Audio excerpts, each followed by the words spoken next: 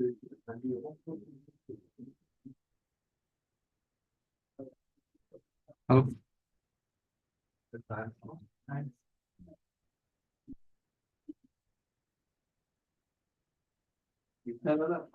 ठीक है क्या? मुझे स्विच चेक करते हैं।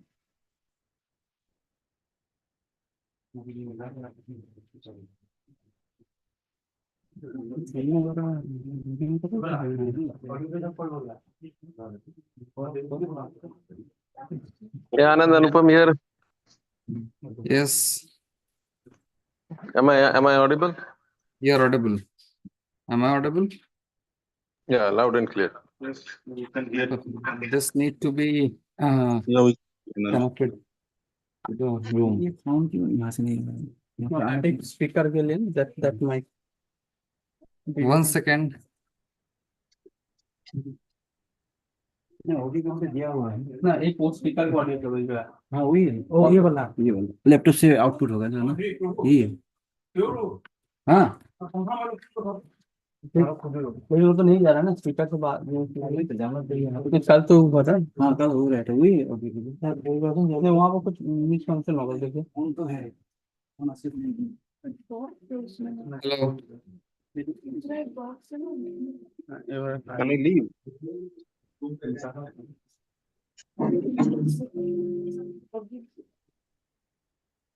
Sir, please speak something. Yeah, can you hear me? Monitor का है इसे।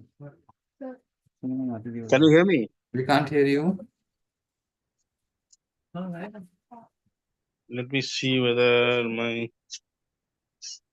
No, my speaker is on. Can you hear me? Hello? Can you hear me? Can you see me? We can't hear you.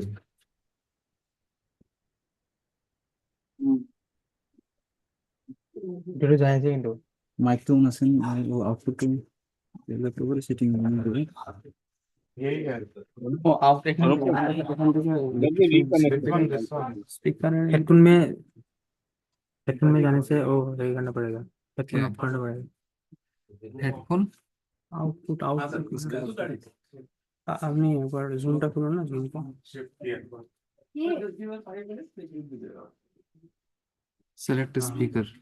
ए कौन से हमने speaker में देना पड़ेगा। सुधा। Yeah, can you hear me? Yes yes headphone में रहा है ना, इसलिए नहीं कल हम ऐसे ही किए थे। Yes can Can you see me? Yes yes we can hear you. Okay. And you can see me also, right? या Okay. 1 second can you see us? No Yes. Yes. Yes.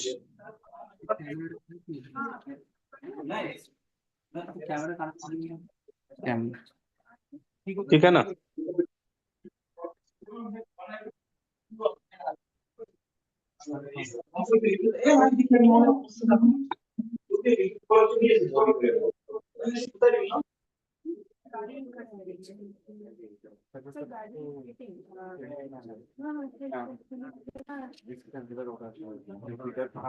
Chanduda, go outside now. We will be testing this camera. We will be testing this camera.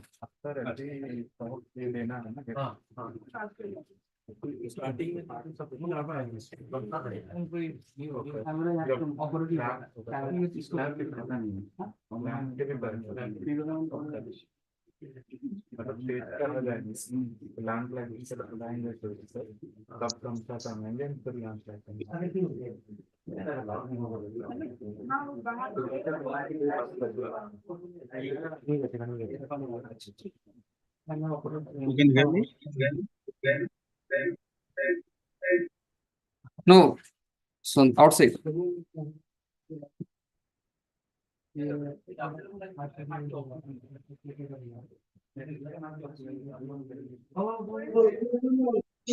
Yeah, can you hear me? Yes. There's an echo going on, right?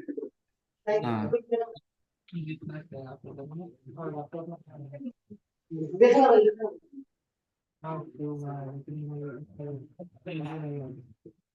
is only one video integrated camera. एक minute इसको connect this नहीं नहीं खोलने की जरूरत नहीं हाँ ठीक है वो तो रिक्वायर्ड है देख हम खोल जो देखिए ऐसे I'm not serious.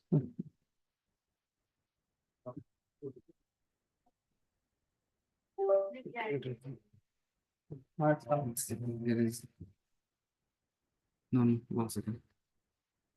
या log in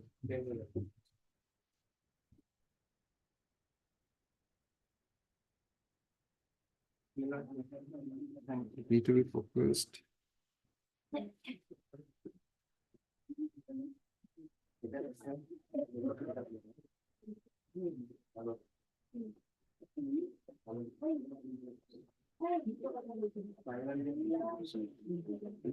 Anand, are we done? Yes. Now, can you see the यहाँ पे से blur है ना Looking flawed. हाँ let me background now it's okay. Now it's better, yes. जो स्पीकर है ना वो ऊपर था वो लगा है इसमें जब स्पीकर है ना तो पैसा हाँ ऊपर से वो डबल लेवल बनाया है अगर लैपटॉप पे स्पीकर नहीं है तो बाहर जो मीटिंग हो वो मे बी देयर इको हो रहा है इसका ऑप्शन बंद करने वाला हाँ वो इसी वो बोल रहा है ना डॉग रहा है यहाँ से भी वीडियो ट्रांसमिट कर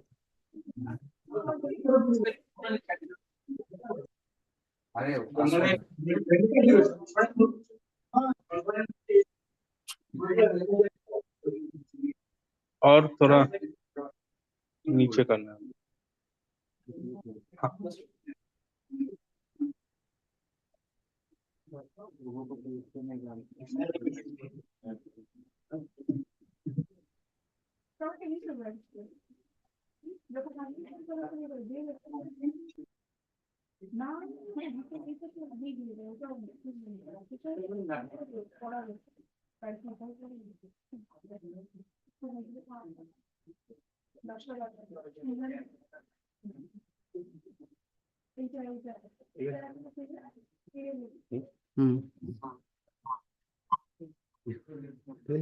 বাইরে থাকো हाँ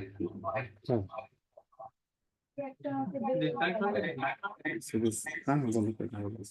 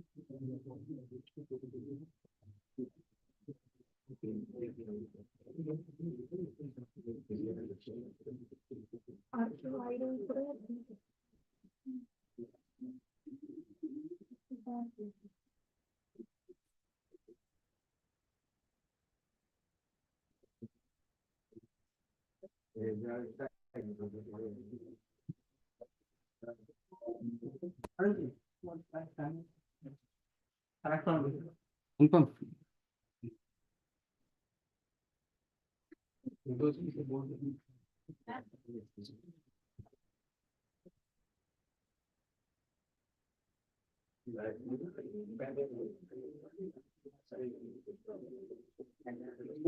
वो सबको देना है वो जो भी इसी का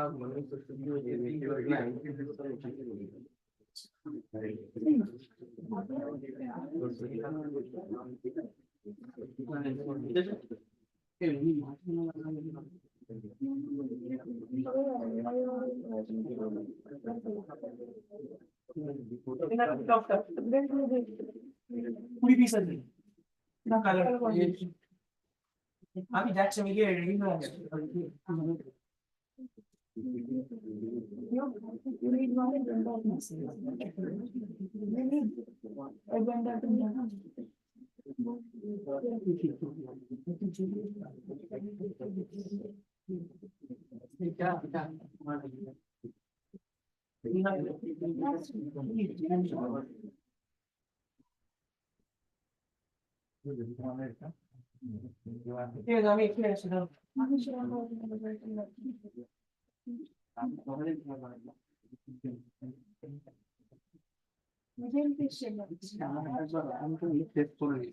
कैमरा तो हम अच्छा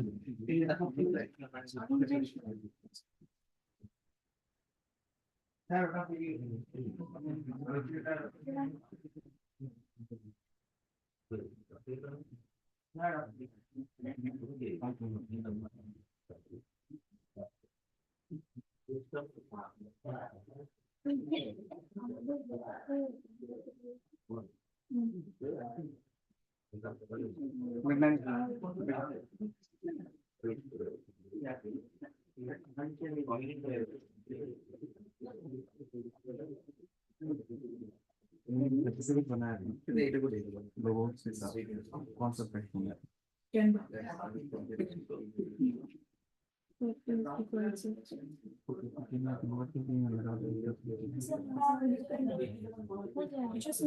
ये यहाँ पे चल रहा है just give it to me क्या मतलब png.png फाइल से चलेगा हाँ उसको पीपीटी में डालो अच्छा you need all the files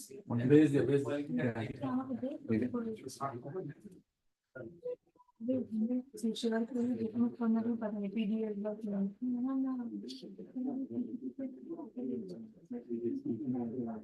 Anupam spotlight में उन्हीं को रखता है वही बात है ऐसा ही सर सर भेज दो आपको हो गया हो गया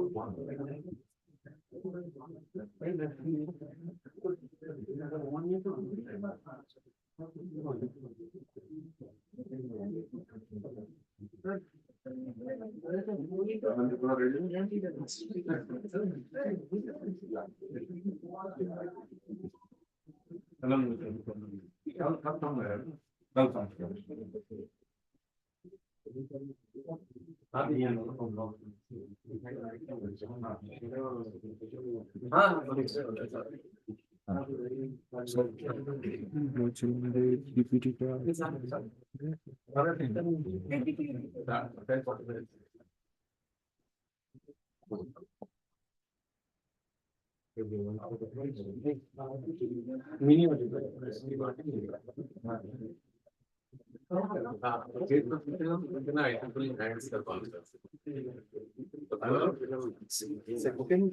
Standees should be kept there, replacing ants. We got both the standees, but there's nothing outside.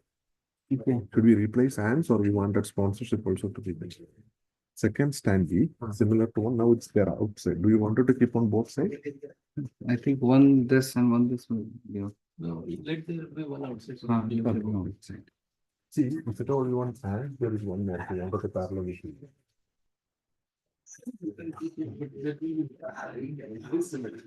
No, there are two ants and two. देखो देखो इसको।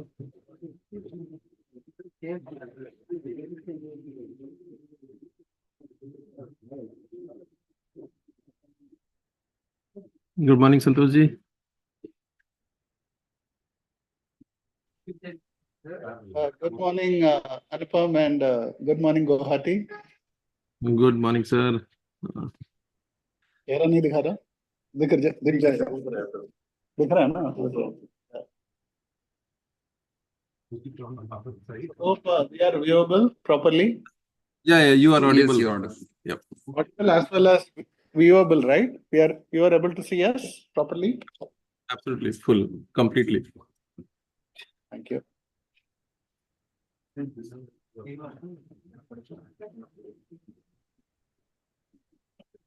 Minute to minute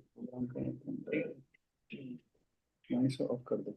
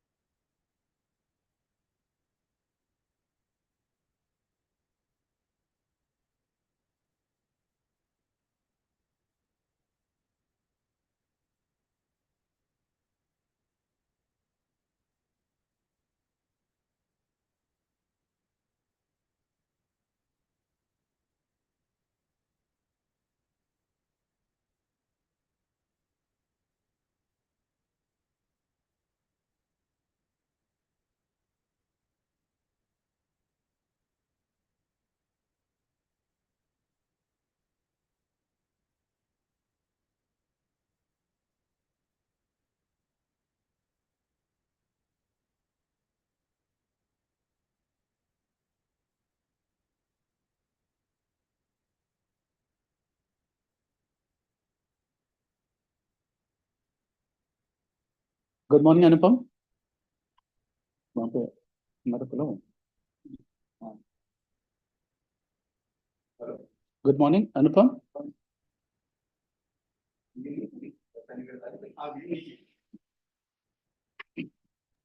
Yeah, good morning. So, sir is here.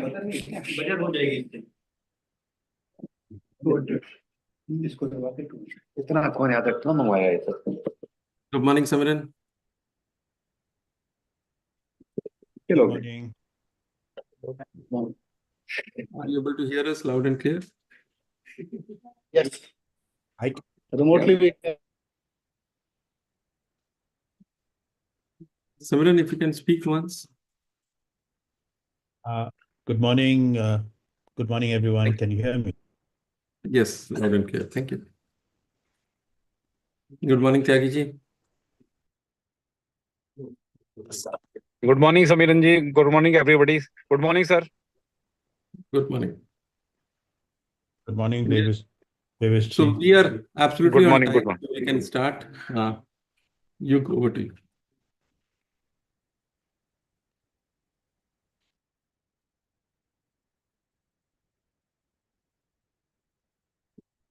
Namaskar and a very warm welcome to everyone gathered here today at this mini auditorium of IIT Guwahati for the very first Asia Pacific Symposium on Internet Measurement, Security and Standards. The symposium brings together researchers, practitioners, industry, and students to discuss and deliberate about pertinent issues and developments in Internet measurement, security, and standards.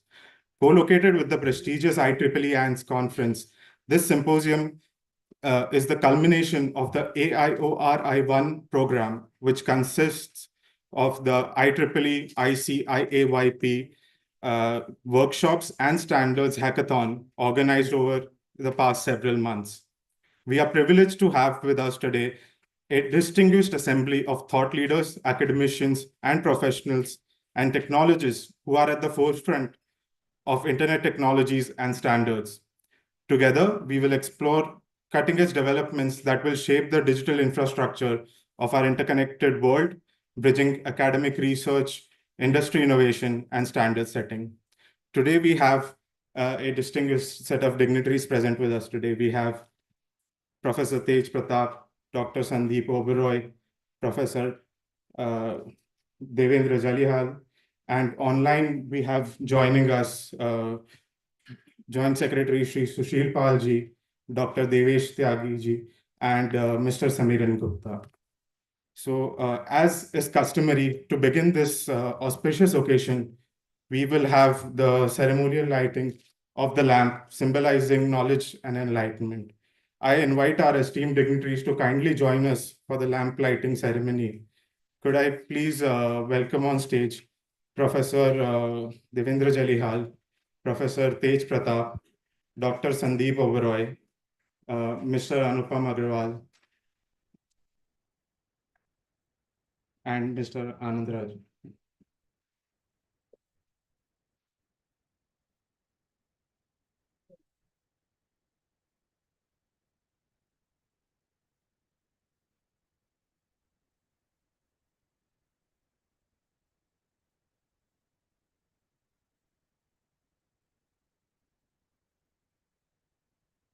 May I please also invite Professor Sukumar Nandi and Professor Satpathy.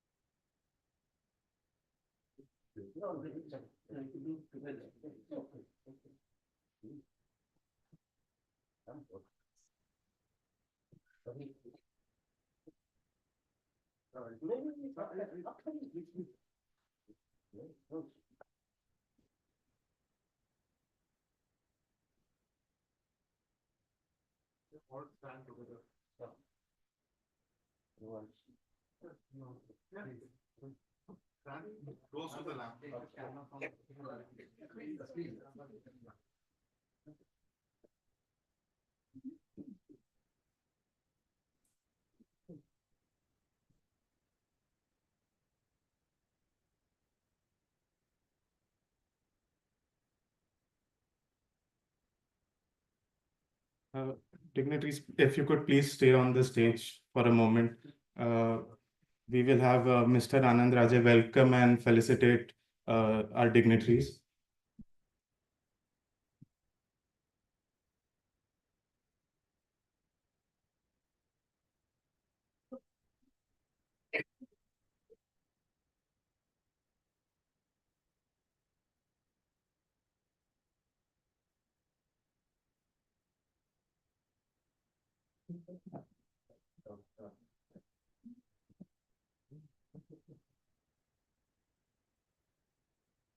Can we have a round of applause?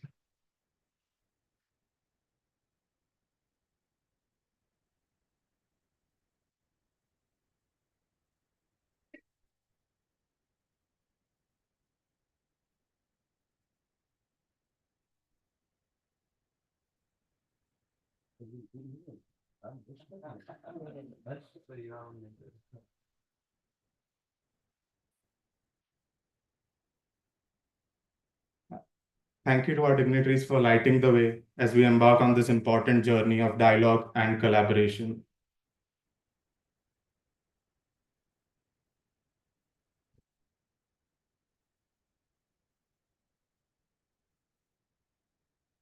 To formally open today's proceedings, I invite Mr. Anupam Agarwal, Chair of IFON, to deliver the opening remarks. Currently leading the Indian Internet Foundation, Mr. Agarwal is globally recognized expert in internet governance and ICT standards. As a board member of ICANN PTI and key figure in Bureau of Indian Standards, he plays a pivotal role in shaping international internet policy with a particular focus on emerging domains like green software standards. Please join me in welcoming Mr. Anupam Agarwal. Thank you, Yug. Thank you, everyone. Good morning, Professor Nandi, Professor Jalial, Sushil Palji, Samiran Gupta, Dr. Oberoi, Dr. Tej Pratap, Dr. Tyagi, colleagues, and everyone in the room. Welcome to Apsimss, Asia Pacific Symposium on Internet Measurement, Security and Standards. This symposium is part of AIORI 1, which also had Internet Standards-based hackathon as a component, which was run in collaboration with IEEE India Council. We did 5 workshops across India. And when we did a call for hackathon, we received 21 applications and 9 teams have reached the final who worked collaboratively over the last 2 days in the new seminar hall of Computer Science Department in IIT Guwahati. Thanks to Professor Venkatesh, Professor John Joss, and Professor Nandi for all your help and encouragement in doing this hackathon. The top 5 teams will be presenting today, and there will be winners. The winning team will be supported to participate in the IETF hackathon in Bangkok in March 25. Advanced Internet Operations Research in India program, which is also abbreviated as AIORI, investigates practical and theoretical aspects of Internet in order to provide macroscopic insights into Internet infrastructure, behavior, usage, and evolution.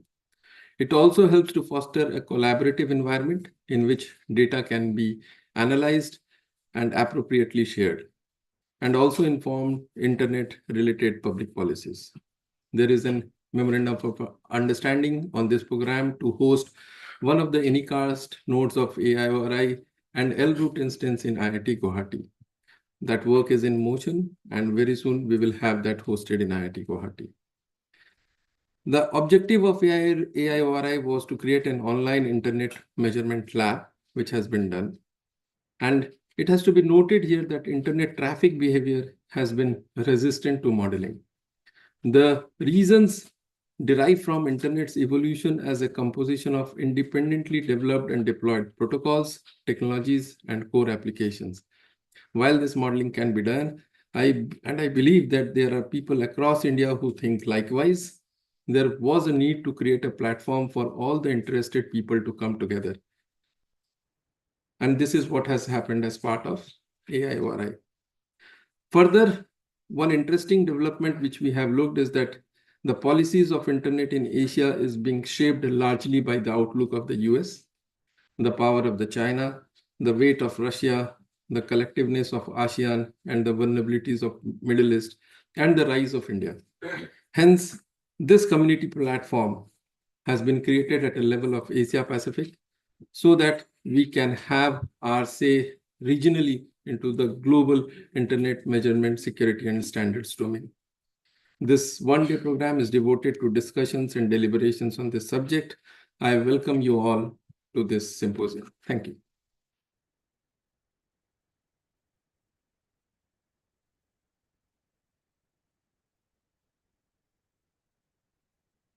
Thank you, Mr. Agarwal, for setting the stage for today's symposium.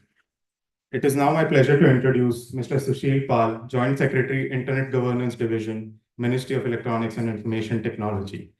A senior bureaucrat with extensive experience in digital governance and policy making, Mr. Pal is currently at the forefront of India's digital transformation and has been a driving force behind several national digital initiatives.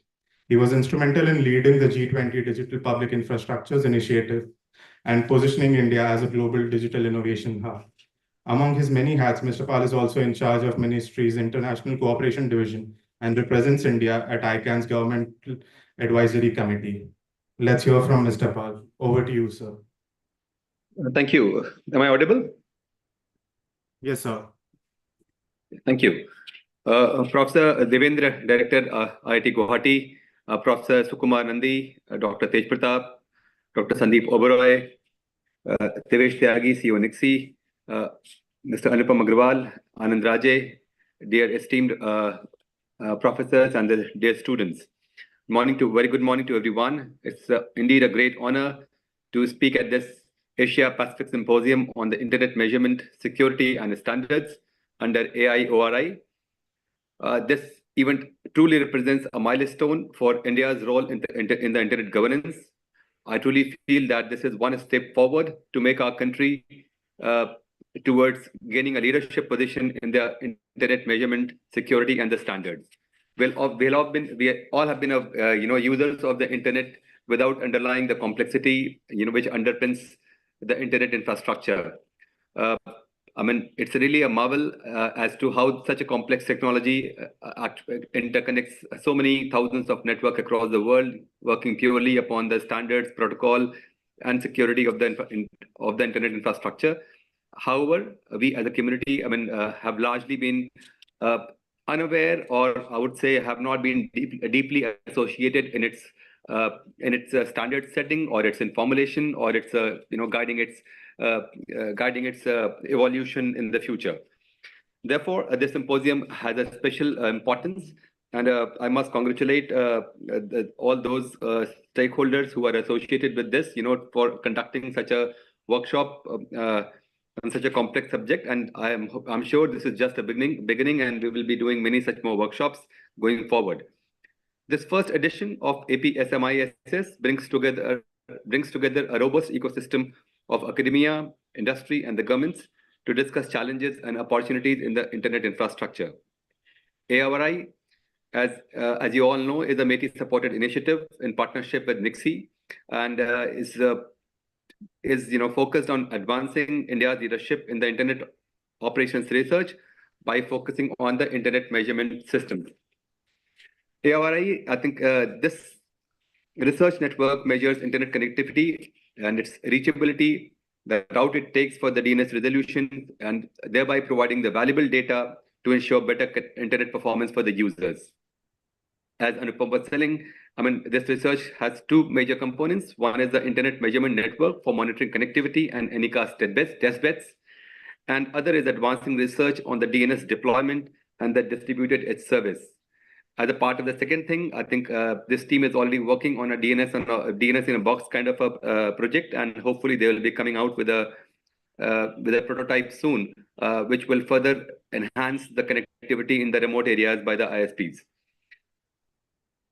As you all know, that this project it deploys measurement devices, anchors across India, and this enables the real-time analysis of the network connectivity and resilience. However, to actually get a lot of these data and to get the interest of the students and the community to do such research and research based upon these data and utilizing this testbed, which actually gives a very practical experience to the students.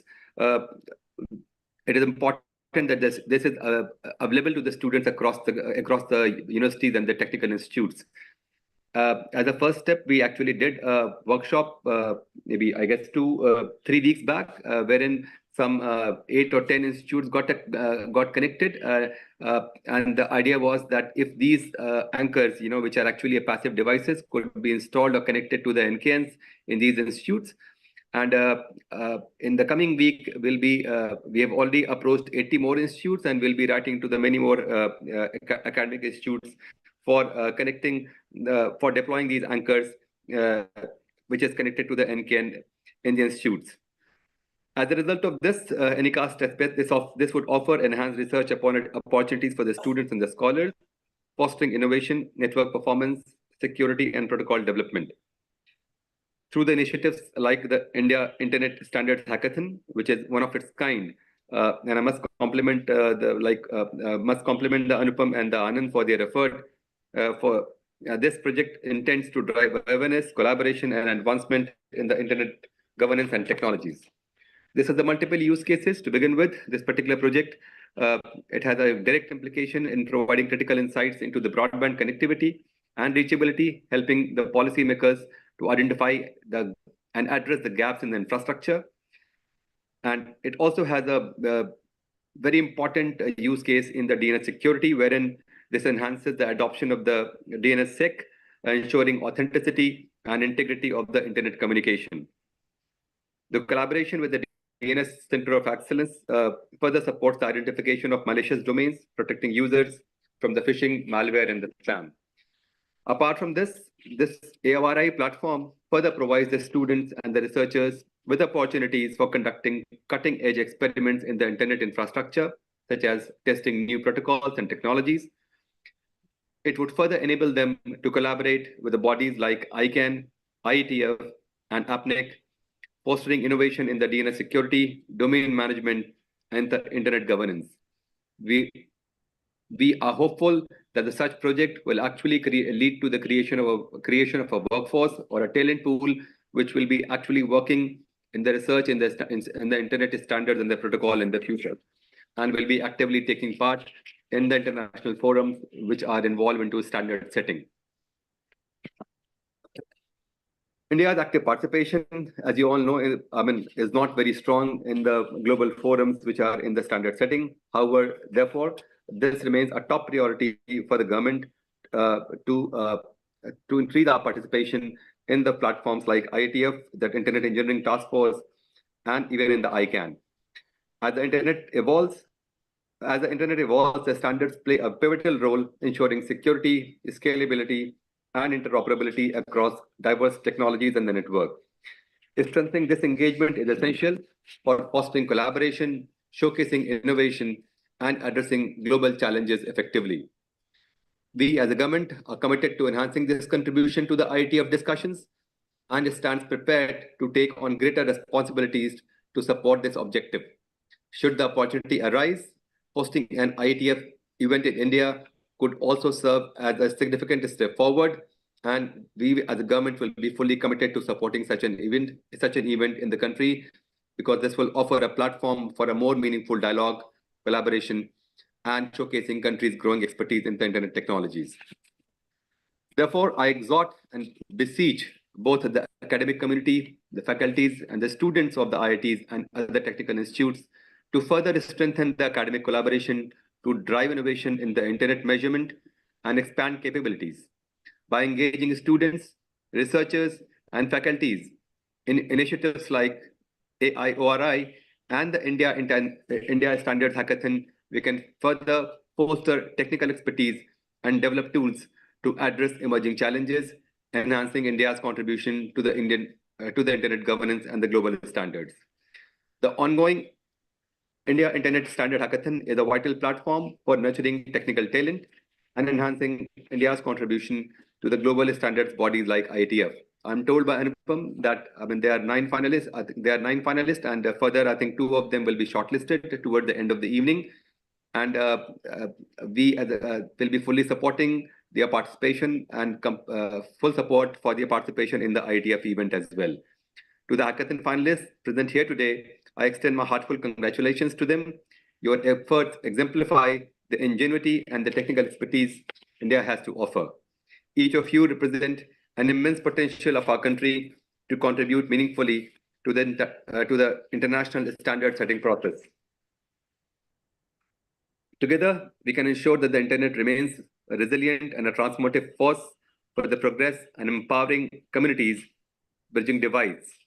To all the participants, especially the finalists, my congratulations again, and your dedication and innovation inspires confidence in the future of internet technologies. So therefore, reposing our faith in you, I think let's continue to lead this with vision, collaborate with purpose, and innovate for a digitally inclusive and a secure tomorrow. Toward the conclusion, I would again stress and seek the cooperation of the academic and the community and the students as well for their active participation in the internet standards and protocol standard setting process. And with that, thank you very much for attending this. Thank you. Thank you, Mr. Pal, for your valuable insights, for highlighting the importance of initiatives like AIORI and other internet measurement initiatives, and for expressing the government's commitment towards increasing India's participation in standardization activities. And thank you very much for joining us virtually today. Next, I would like to invite Professor Sukumar Nandi, currently serving as Senior Professor in the Department of Computer Science and Dean of Administration at IIT Guwahati, to share his opening remarks. Professor Nandi is also the General Chair of the IEEE ANDS 2024 conference, a prolific researcher with over 450 international journals and international conferences publications. He continues to push the boundaries of computer networks, security, and computational technologies. Please welcome Professor Nandi.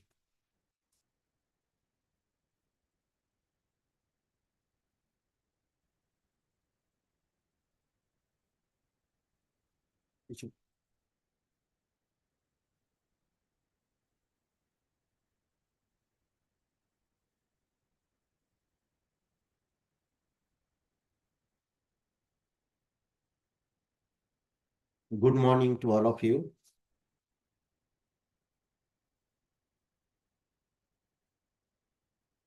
Shri Sushil Palji, our Director, Professor Devendra Jalial, Dr. Devesh Tagi, Dr. Tej Pratap, Shri Somiran Gupta, Dr. Sandeep Oberoi, member of AIORI, I, on behalf of ANDS General Chairs and on behalf of IIT Guwahati, I welcome you all to this special program, parallel and co-located with ANDS here. This is the effort of AIORI with IEEE India Council industry academia activities parallel, and together lot of activities are happening starting from hackathon to this level. IEEE Guwahati subsection hosting this here in computer science and engineering department. IEEE ComSoc is also partner to this, co-locating this conference along with this. Today, We are in an era where we are together, each and every activity we are doing online. In India specifically, we are in a place where we are using IP version 4, IP version 6. And we are supposed to migrate to IP version 6 shortly in technical terminology. But running this internet from IP version 4 to IP version 6, the internet governance play a big role, because available manpower in India in IP version 6, running, catering everywhere is one issue. Coexisting both of them is another issue. And new protocols are coming, and use them in our internet is one more issue. Over and above, we are the maximum populations in world at present, and we have to reach each and every users. So user feedback and the government or the implementations that have to be inclusive. And considering that, we need the service provider, helping to the service provider, monitoring the service provider, and the feedback of the user is a necessity. As a result, measurement of the internet, all traffic in terms of protocols, in terms of each and every issue is a necessity, so that every users can get equal benefit in terms of latency, bandwidth, and others. So internet governance play a big role, and test and measuring is this play another important role. And I am lucky to be part of this, because I happen to be this group. Anand Raja one day came and talking with me that what to do, what not to do. I somehow in that frame of mind, I told, why not you do this? And it started. And MeitY has a mandate. Ministry of Electronics and Technology has a mandate to do this, but through NICSI. And we have to look into this aspect very carefully. And every citizen has to play a role. And there should be some mechanism to reach into the government policy decisions. As a result, the service provider should follow the placement of their everything in different places and provide connectivity. We are happy that we are going to have one L route here, IIT Guwahati, and our group will do measurements and everything and do the exercise research in this respect. One important thing is that internet is evolving. Today we have IPv6, tomorrow internet of blockchains. It will come in picture. We have to also look into that aspect, how this blockchain can overlay also here. But I am just flagging this issue. And also in future, what this is mentioned here, quantum communications is another biggest challenge, because security was not considered when we started our IP version 4. IP version 6 security supposed to be default. However, practical implementation security is not into consideration in most of the places. I am putting this bluntly, but we need to put it. So internet governance play a big role. So our participants here in hackathon, we are very much interested. More and more participants should come here in participate in our nation building, specifically internet governance research, because future is with this. and everything will be overlay above this. So you participants here in terms of hackathons, all your known circles, please flourish this. Make sure that more and more people participate here. We need big mass to look into it and run the show. I hope this workshop will be very interesting and will feel that this will make energize and pick good people to participate in this respect. And this effort should continue. I once again welcome you all to this place, IIT Guwahati. Enjoy the IIT Guwahati beauty and enjoy the all activities, and at the end contribute to the nation. Thank you.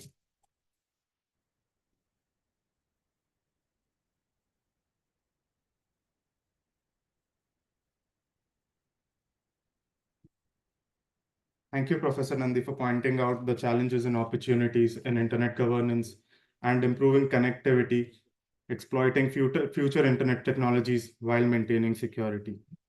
Today, we are honored to have with us Professor Devendra Jalihal, Director of IIT Guwahati. A distinguished academician and visionary leader, Professor Jalihal holds a BTech from IIT Kharagpur and a PhD from Duke University. He has made significant contributions to fields like digital signal processing, wireless communications, and societal applications of technology. A former HOD of electrical engineering at IIT Madras, he also led its Center for Outreach and Digital Education, driving transformative initiatives in educational outreach. Join me in welcoming Professor Jalihal.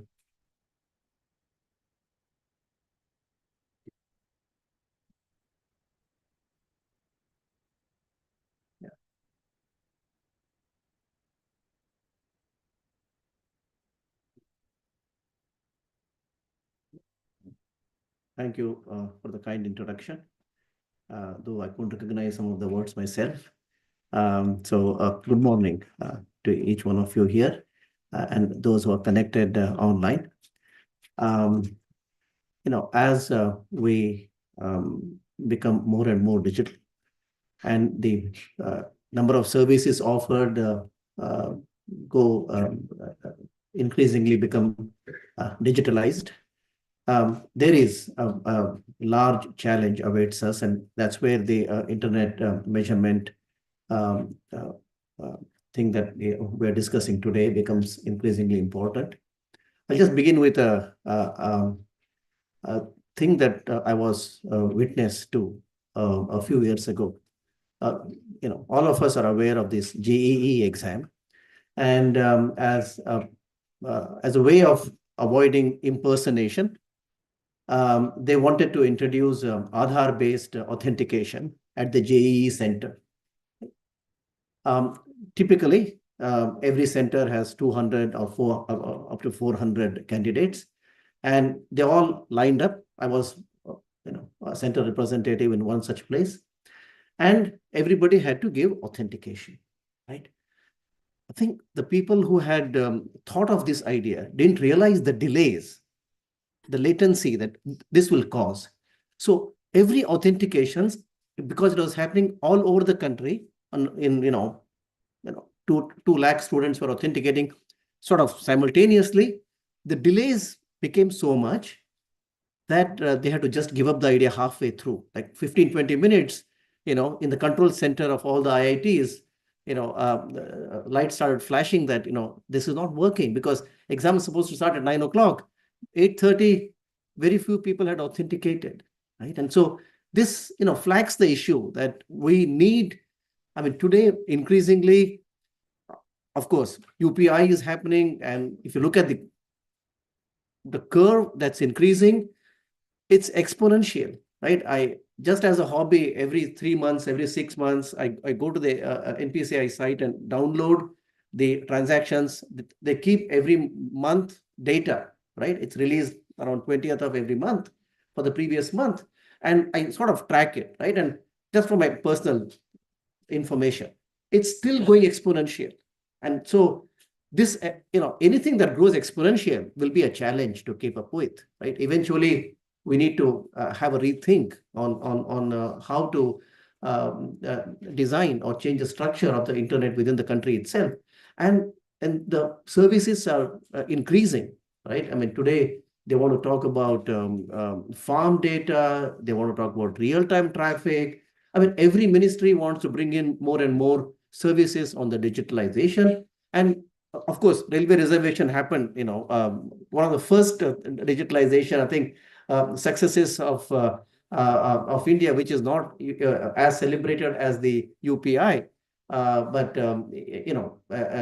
even there, all of us have booked, tried to book Tatkal at whatever time, right? 10 o'clock in the morning, at 11 o'clock in the morning, that's it. The network gets jammed, right? And so, it may be okay in the metro cities, but as you go towards smaller towns, its effect is felt even more, right? And so it's not only important to have a high-speed network now, the reach, right? I mean, yesterday, Anand was telling me even remote places like Arunachal Pradesh, Manipur, all need now high-speed, minimum delay, right? I was listening to Sushil's talk about participating in the standardizations, right? In India, I think we bypassed the complete land-based telephone, right? And we have now become a completely wireless access country, right? And one of the key parameters of 5G was an end-to-end delay of 20 millisecond, right? And now it's, that has to be even reduced even further as more and more services become available. So the participation, the standardization is going to be increasingly important. Personally, I know that Indian academics, Indian operators, government of India came together to participate in the 3GPP standards in a very big way. Some key ideas from India got into the basic standards, what is called the low mobility large cell, which was not thought of anywhere else, because in the Western countries, when you talk about rural wireless access, it meant vehicles going at 120 kilometer speed. So that's the only thought they had. We said, no, I mean, Indian requirements are different. No, we need, our villages are scattered, and a large population is in our villages. They need to access. So they're not traveling at 120 kilometers. They're just walking at 4 kilometers per hour speed. So we need at that point. So the low mobility large cell was an Indian contribution. And so this has to increase more and more, right? And Sushilji talked about participating in ICANN and IETF. I fully endorse that, right? And my colleague Professor Nandi talked about the need for security and governance. I mean, can't be, any amount of emphasis will always be less, because today our data storage, we don't even know where are the data centers located, for our data. I mean, we in IIT Guwahati get our email from Microsoft service. I don't know if my email is located in our country, the data center. I don't even know where it's located, right? And so increasingly, these things will become more important. The localization of the data centers has to happen here, right? Government probably is doing it here, but lots of, Google's, today everything on our life depends on Google. I don't even know where it is going to be located, right? So security and governance will be the key issues going ahead. So I'm very glad that this symposium is taking place here, co-located with ANTS. I thank the organizers for bringing it here and discussing a very important idea. That's going to be even more important as we go ahead. So I welcome all of you who are here physically to enjoy the weather of Guwahati and the beauty of our campus. And I congratulate all the people who have joined online. So thank you.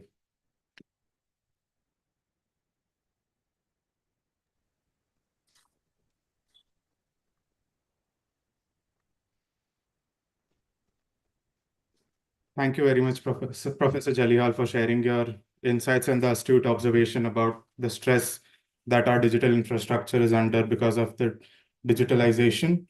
And indeed, in India, we are uniquely positioned to contribute to standards and technologies solving issues that are local to India and the Asia Pacific region that may be alien in the West. Now, I would like to call upon Mr. Samiran Gupta, Vice President, Stakeholder Engagement and Managing Director, Asia Pacific for ICANN. Mr. Samiran Gupta is joining us virtually today. He rejoined ICANN in October of 2023, and in his current role involves bridging critical stakeholders and internet governance ecosystem, for which he's drawing from his extensive experience in technology policy and global engagement. Let's hear from Mr. Gupta. Thank you so much. I hope I am audible. Yes, sir. Esteemed dignitaries on the dais and online, I'm sorry I can't join you in person. I've been hearing every preceding speaker talk about how beautiful the campus is and the weather in Guwahati is at this time, and hopefully I'll be there at some point. But thank you so much for inviting me to join the opening symposium, and congratulations to AIORI for organizing this event, and also to IIT Guwahati for hosting it. I also wish to thank the Ministry of Electronics for actually supporting the work that the important work that AIORI does. We, we and security, and it is very important that students are exposed to this process, and as a matter of fact, that the topic of internet measurement, security, and standards are interrelated and important to the security and resiliency of internet network. Now, India has over 900 million subscribers, and Professor Devendra Jalihal was about data centers and the fact that we may not be aware where they are. But the good news, Professor, is that India is actually endowed with many data centers today. So but equally, how they are located, where they are located, and how they're networked, and how they form the part of India's digital infrastructure is a point of importance and concern. And therefore, the work being done by AIORI is very important for planning purposes. I hope the students who are at the conference and participating in the hackathon, will be inspired to join local, regional, and international efforts and global efforts around internet measurement. And then I'd like to add over here that at ICANN, my colleagues at the Office of the Chief Technology Officer focus on security, stability, and resiliency of the internet. And there are two complementary that are presently running, and I would urge particularly those students who are participating in the hackathon, also esteemed members of the academic committee to visit. One is ICANN's domain Metrica, which is a measurement platform, and run by the SSR team at ICANN, the CEO. Second, and inferential analysis of maliciously registered domains, or Informal project, the project Informal, which aims to systematically analyze the preferences of cyber attackers and possible measures to mitigate malicious activities across top-level domains. So these are the two projects that I just wanted to call out for those who are in the room and have joined online. Run by CAN, and you can also see the results that we have been publishing. I'm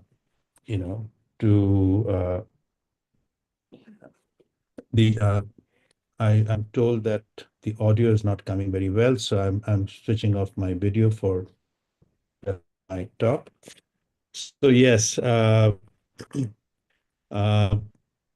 these are the two projects that ICANN conducts globally, and to assess the security and resiliency of internet networks, and the data from these projects are available for the public to look at.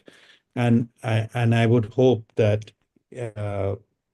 going into the future, AIORI will find ways and means to collaborate with international bodies, including ICANN, in sharing its experience from India and the region, and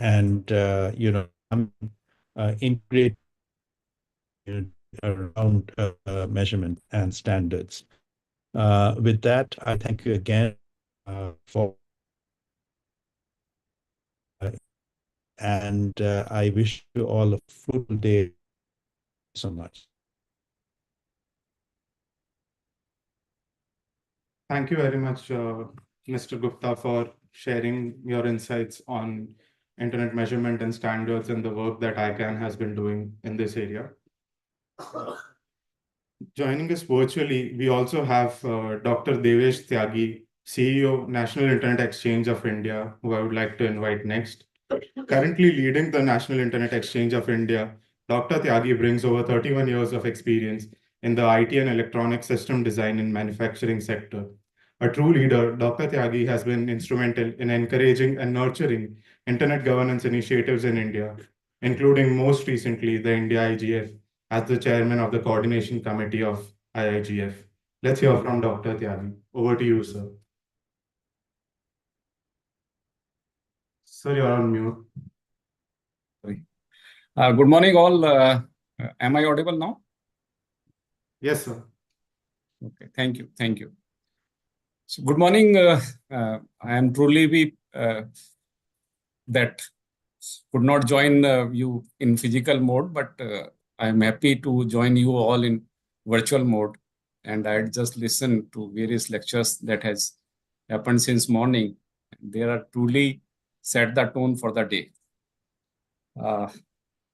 Sri Sushil Pal, Joint Secretary, IG Division, MIT. Sri Sukumar Nandi from IIT Guwahati. Dr. Sandeep Oberoi, IIT Bombay. Dr. Tej Pratap, VC Sri Sri University. Mr. Anupam Agarwal. Sri Sushant Sinha. And all the participants. So, NIXI under Government of India, under Ministry of Electronics and IT, is playing pivotal role in providing internet for all in the country. And I am happy to join this Asia Pacific Symposium on Internet Measurement, Security and Standards with all the participants. As you are aware that the body for the body National Internet Exchange of India is for providing the same type of internet services for everybody in our country. We are primarily into 3 domains, like we are providing .in domain services. We are acting as a NRI for country, NIR for the country.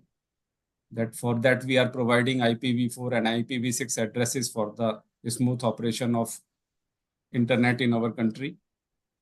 And third one, we are doing the internet exchange part of that. So under internet exchange, we had established till date around 77 exchanges. And we are proud to say that through these exchanges, we are able to achieve the desired results. The latency is very well in control for all the CCTLD operation that we intend to. You see, the internet is a vast and complex system and is composed of multiple layers that work together seamlessly to enable global communication and connectivity. When we try to understand these layers, we can appreciate that how the data travels across the globe and how that is achieved through various standards and the facilitating organization, what we call that the collaborative model of the internet operations. We have infrastructure layer, we have logical layer, we have application layer, and we are concerned with the interconnected of these layers. So we can say there is a symbiotic relationship between all these layers. Each layer relies on other to function effectively. For example, web browsers, they depend on DNS, that is a logical layer, and fiber optics, that is the infrastructure layer, to access and display the various websites or for various internet operations.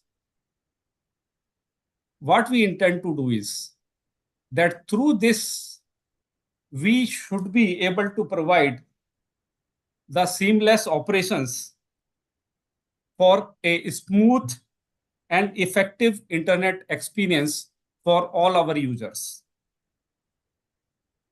And this requirement highlights the importance of maintaining and advancing and keep on working with each and every layer so that this seamless relationship and seamless experience is provided to the end users.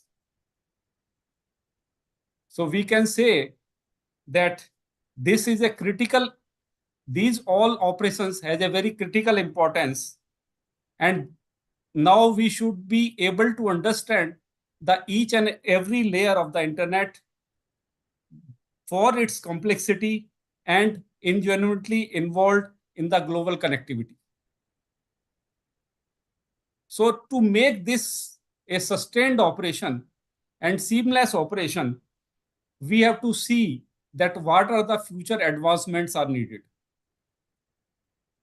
These advancements for each layer are important to meet the growing demand for faster, more reliable, and secure internet access.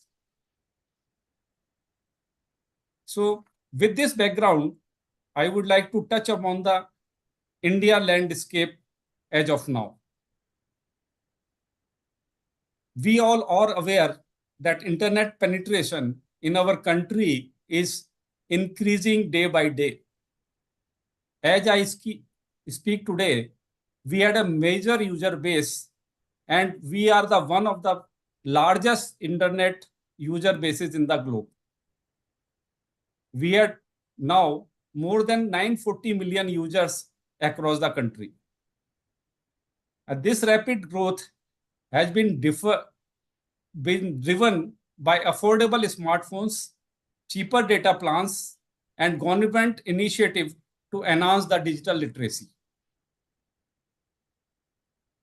And apart from this, the initiative which has been taken by a government has been in the rural area as well. We are trying to provide same type of services of internet for the urban users as well as the rural users. And we all are aware that next set of internet users are coming mostly from the rural areas. So this has its effect also in rural areas. The expansion of internet access into rural areas is transforming the communities, enabling them to participate in the digital economy and the access vital information and services throughout the country. As our Honorable Prime Minister says, that in case we are going to solve a mass problem, technology is the answer. And internet is basis of all those technologies to be rolled out to the users across the country. You are well aware that the digital public infrastructure that has been created across the country in last 4 to 5 years is unparalleled. And those digital public infrastructure is helping our countrymen to access day-to-day services for their daily lives. Another thing which has happened is that this particular digital boom has increased the content consumption. So there is now, previously we were mostly accessing the global content. Now we are able to access the local as well as regional content. That means it is also created. The local and regional content is being created and it is being accessed by our countrymen nowadays. So this is very important for our country, because since we are having diverse languages and we are having diverse culture, there is a demand for content in local languages. And this is being done by various Government of India initiatives, including the MGMD initiative that we have taken at NICSI. More or less, as on date, the user, when comes to the internet, it needs a user-generated content for a personalized experience. And this has paved way for use of emerging technologies like AI, ML in the day-to-day operations of the internet.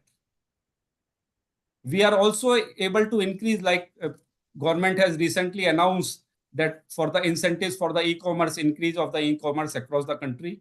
And we are also basically giving that different e-commerce platform that is required by the common man, like Flipkart, Amazon, and other platforms. And in government arena, we call that government e-market services, users are able to access that seamlessly and through the internet, and it especially in the tier 2 or remote tier 2, tier 3 cities and remote areas of our country.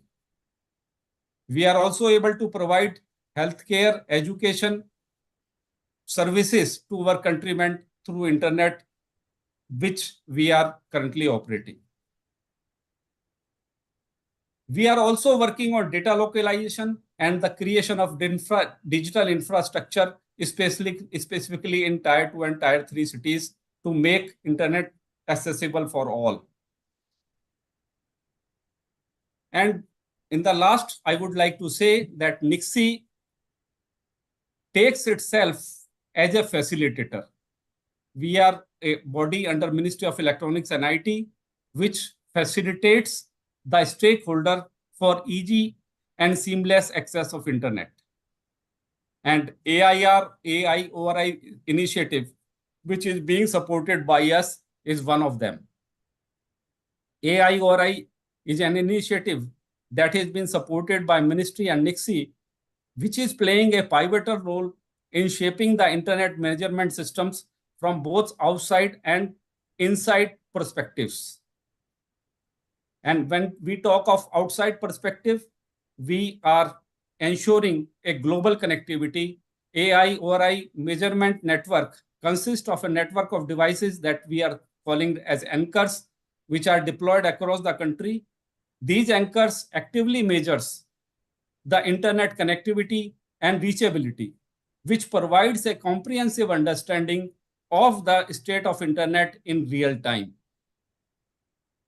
Another thing which it does is that it provides performance insights by analyzing data from these anchors. AI ORI can identify network performance issues, optimize traffic management practices, and improve the overall quantity of internet experience for our end users. Apart from this, since data is available through these anchors, we are able to do a policy measurement, policy enhancements. The insight gains from these data or the ARI ORA measurements help us in developing policies that ensure better network performance and transparency. And in case we talk about inside-out perspective, we are able to do local traffic management. We are able to utilize the network capacity, and we are able to have the quality of experience through these initiatives. And what this particular AI ORI system has on the impact on the internet ecosystem is that it is benefiting the stakeholders. It is supporting the innovations that we can come to know about this hackathon, which has been conducted, and the achievers will be facilitated in evening today. And through this, we are able to get the internet measurement systems as well in place, and we can enhance through these initiatives the internet network performance. This AIRI project is helping us in quality monitoring and benchmarking as well, which has been presented by many users before me. And what we are doing is that through this data collection, we are having the informed decision making that the data which we are collecting through the anchors related to DNS will definitely help us or all the policy makers to take informed decisions regarding internet governance, infrastructure investment, and digital inclusion initiatives.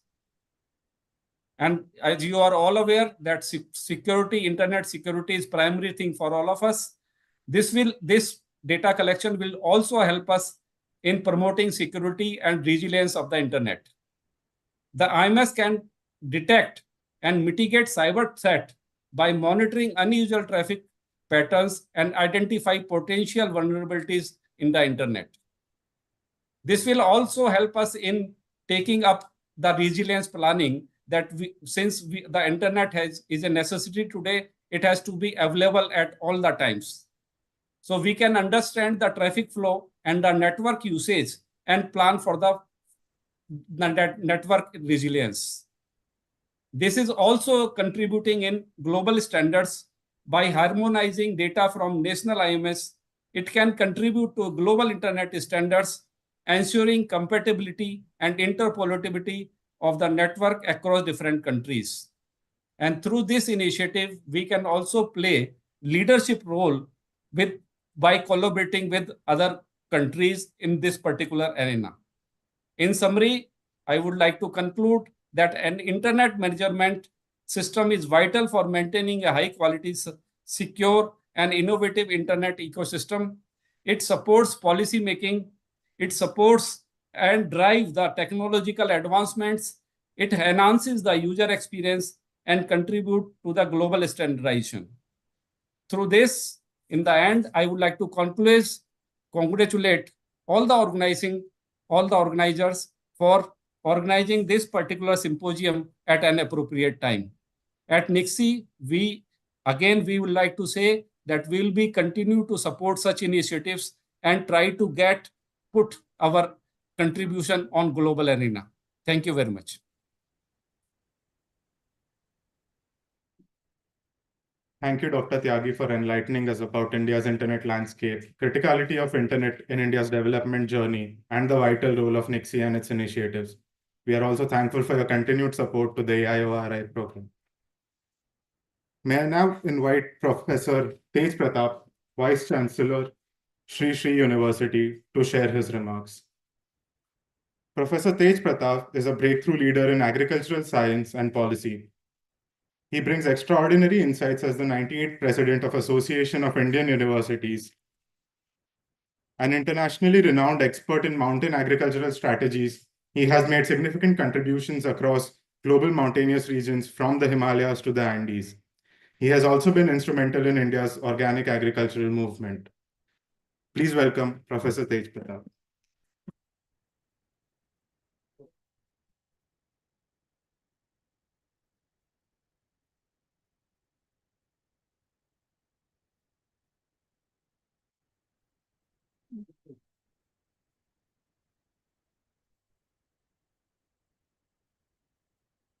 Mr. Anupam Agarwal, the host institution's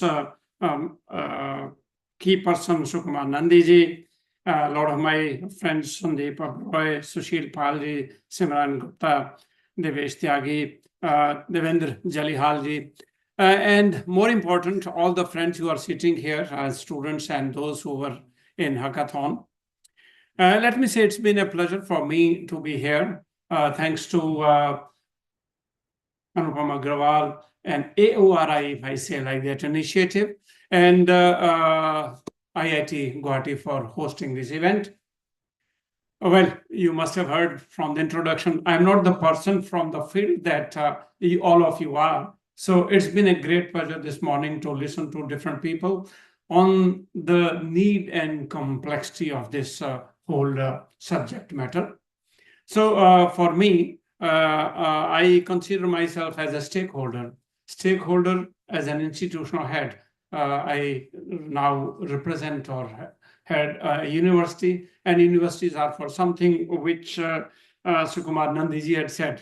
You had said that, we need large mass of human resources. And there we are. As a vice chancellor, our job is to see what kind of human resources you need, what kind of opportunities we create, and thanks to you and your group, you are working with us to set up the facility to actually create the human resources that Nandiji said the nation needs. For your relaxation, let me say a few things how I see India and globally the whole issue of internet, the need of it, the demand of it, and actually the complexity of it.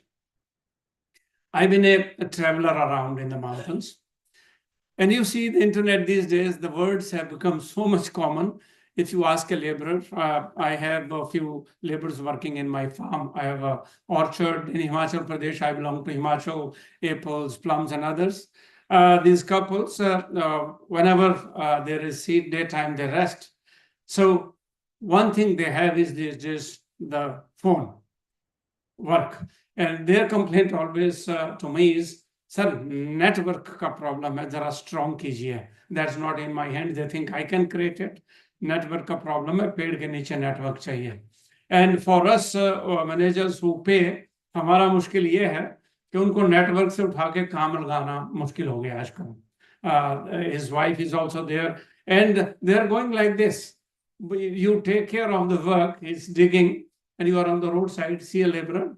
He has his implement on the shoulder and the phone in the hand. He's looking at that. The word network is no longer an English word. It has been internalized and it's in local language.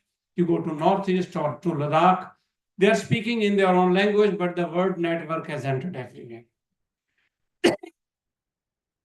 So therefore, when we see the demand from the Prime Minister onwards, who wants to have one nation and a ration card, one nation, one this thing, one nation, one this thing, it needs internet, complex. And the state governments, everything being digitized. You go to a ration shop, PDS system. The guy who had a shop and he was actually having all this PDS system, it was as his will. मुझे आपको कितनी चीनी देनी है, क्या देना, खत्म हो गया. Nowadays, illiterate the stakeholder comes, the ration card guy comes.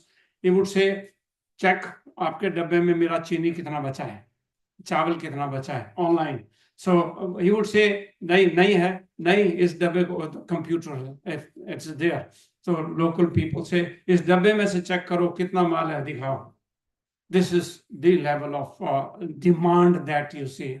I've been traveling in Ladakh, and it reminds me of one person. On the rock was this small piece, something, and I said, "What is this around?"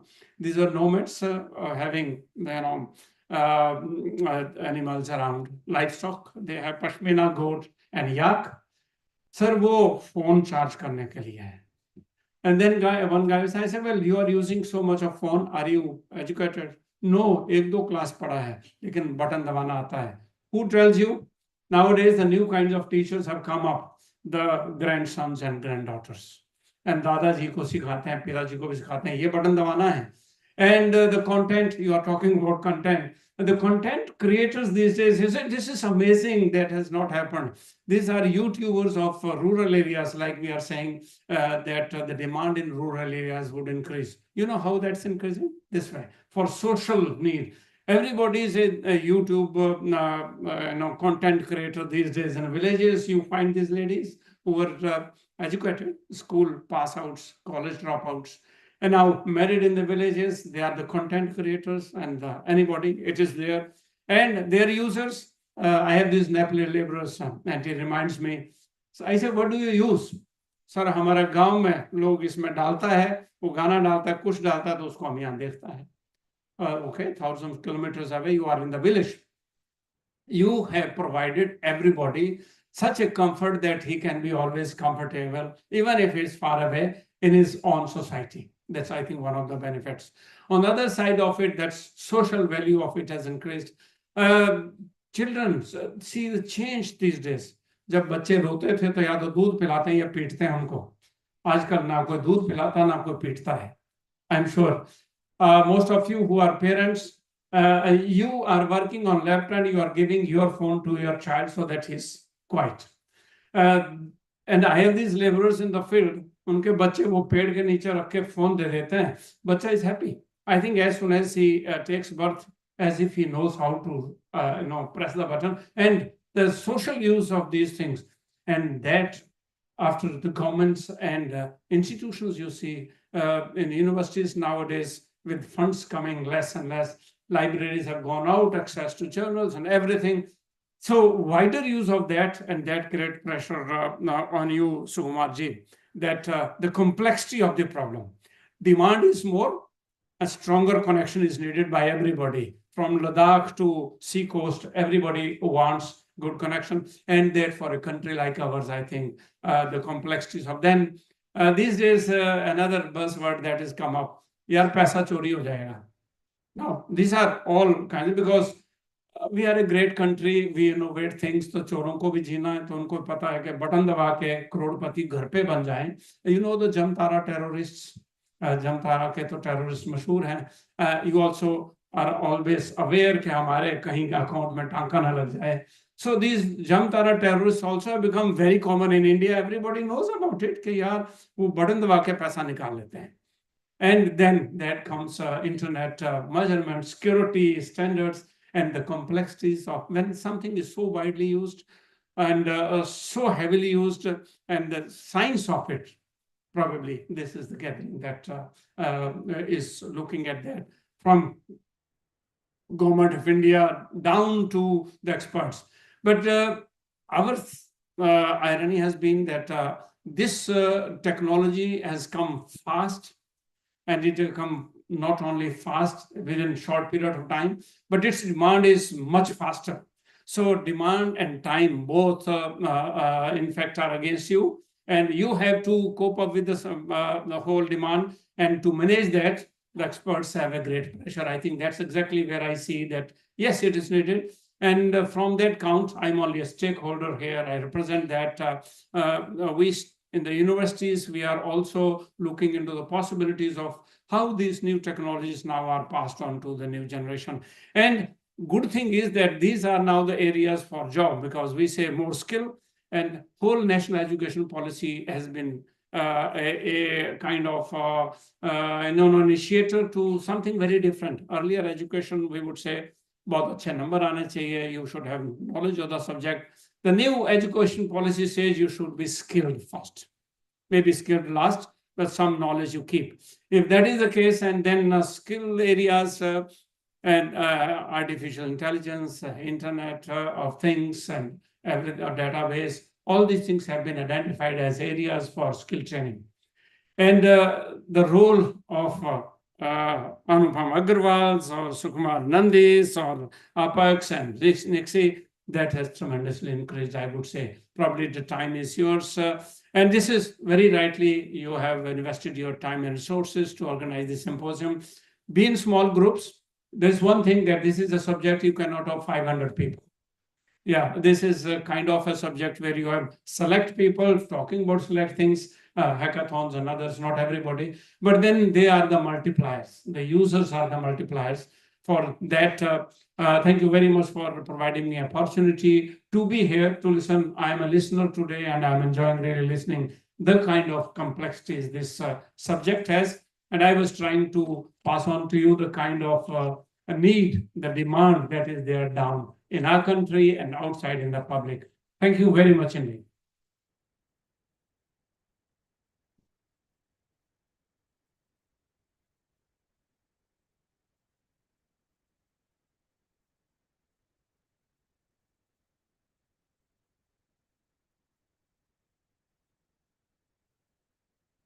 Thank you very much, Professor Tej Pratap, for sharing those very interesting anecdotes.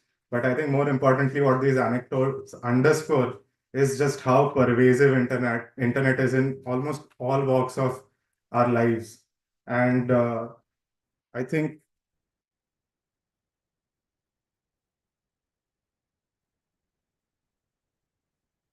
as we have a lot of students here, but not just students, the anecdotes that you mentioned really inspire us to understand that these academic endeavors that we are a part of here are somewhere down the line impacting lives of everyday citizens. So I thank you very much for your remarks. I now have the privilege to invite to the stage Dr. Sandeep Oberoi, Adjunct Professor, IIT Bombay. Currently attached to the Ashank Desai Center for Policy Studies at IIT Bombay, Dr. Oberoi is actively researching digital societies and technology policy. His current work bridges academic research with practical policy implementations, drawing from his extensive experience in cybersecurity and large-scale technological interventions. Please join me in welcoming Dr. Oberoi. I won't use the presentation for this session in the interest of time. There is another session where it use it. Do you want to use it? You can just put it up.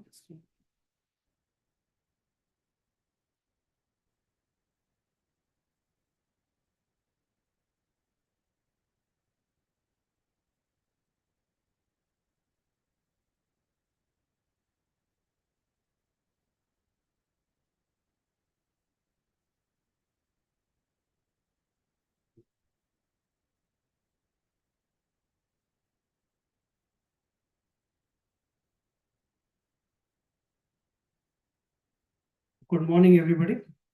And a quick question to you, Anupam. So, in the interest of time, I can keep this very short because there is another session where I can speak. And I'll not, I won't run through the presentation and thing. I'll just take 2 or 3 minutes. I'll be really brief. So thank you for having me here. And thank you especially for all the attendees who are showing the patience to listen to all of this. So I have just, there are 3 learnings that I want to mention that we have from the internet. 3 important learnings. One is the first one is that fixed allocation doesn't work. In all our computer science and all our algorithms, we have tried fixed algorithms, but we realized that to get scale, fixed allocation rarely works. We need some kind of adaptive methodology, and that's the big learning. So our efforts in communication to be very reliable on every hop, they did not give us the results that we wanted. And we managed to break communication into the physics and the mathematics. And at the mathematics layer, we were able to do best effort delivery from end to end and allow the endpoints to think about reliability. Yeah, so that's the first learning. Fixed allocation rarely scales. The second learning was that standards are critical to achieving scale. This wouldn't have worked if we didn't have the ISO 7-layer model and its practical cousin TCP. It simply wouldn't have worked. Those standards which we take for granted are absolutely essential to us being able to take any device, load any application, go anywhere in the world, and have it work by somebody who has no idea of what is happening inside. So that's the second thing. The third thing is that today's standards have become an instrument of policy. So the new internet essentially is an borderless technology. Recently, we see there was the ANI versus Wikimedia case, the Delhi High Court. Delhi High Court observed that if Wikimedia wants to operate in India, it needs to follow Indian laws. Now, what does operate in India mean? Their claim is that we have a server, it's somewhere on the internet. Anybody can access it. And all I do is allow a person to create a user ID and a password. I'm not authenticating who that person is, what is that citizenship, I don't know. Yeah. So in getting the scale, in getting the power, we have to grapple with a policy problem as well. Yeah. Now, while the internet succeeded because of standards, somewhere we took our eye off the ball. We allowed somebody like Apple or WhatsApp or Google to develop essentially similar functionality with no interoperability. Why should WhatsApp not talk to Signal? Why should a WhatsApp or a Zoom call not interoperate? We took our eyes off, and that's the penalty. Okay? So today, we are contributing to Mr. Mark Zuckerberg in terms of revenue, a significant percentage of our GDP, and even more significant percentage of our tax. Everybody is using WhatsApp. People are starting to use it officially. We took our eyes off that ball. Now, what is the standardization game? See, if you expect that BCCI will play cricket, we are dead. BCCI cannot play cricket. Indians have to play cricket. BCCI has to enable Indians to play cricket. So today, in the standardization arena, we may have 1.5 billion people, but in multilateral forums, you have one vote. A far smaller population of Europe gets 15, 16, 17 votes. So we can't make standards and we cannot influence it by sitting where we are in our own organizations and our universities and producing work. You have to participate internationally, and that is where you can make your numbers felt.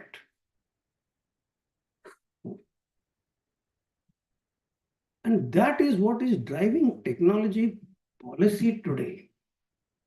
And we will see this is increasingly the template. It was the internet. Now it will be AI. It will be data governance. Okay? The only way that your voice will be heard is if you participate in large numbers at the forums where each individual has a vote. Otherwise, we will be one vote out of 120 countries. We will have one. Burkina Faso will have one. And this is the thought that I leave you with, okay? Because the next session has to begin, and after that is tea. Okay? More in my detailed session in the panel discussion. Thank you again, and thank you everybody for your patience. Thank you for listening to us.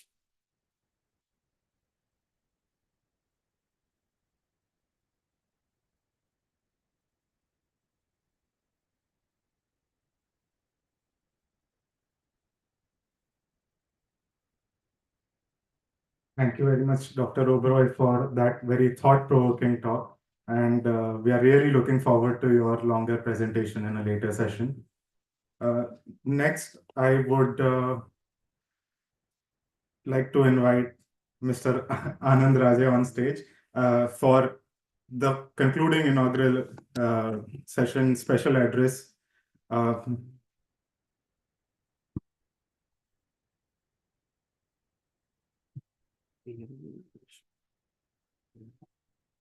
He will be inaugurating AIORI products, and so a brief introduction about Mr. Anand Raje. He's an entrepreneur, solution architect, and mentor with over 16 years of experience in computing and internet technology design, development, research, and its innovative implementations. Can we please have a round of applause for Mr. Anand?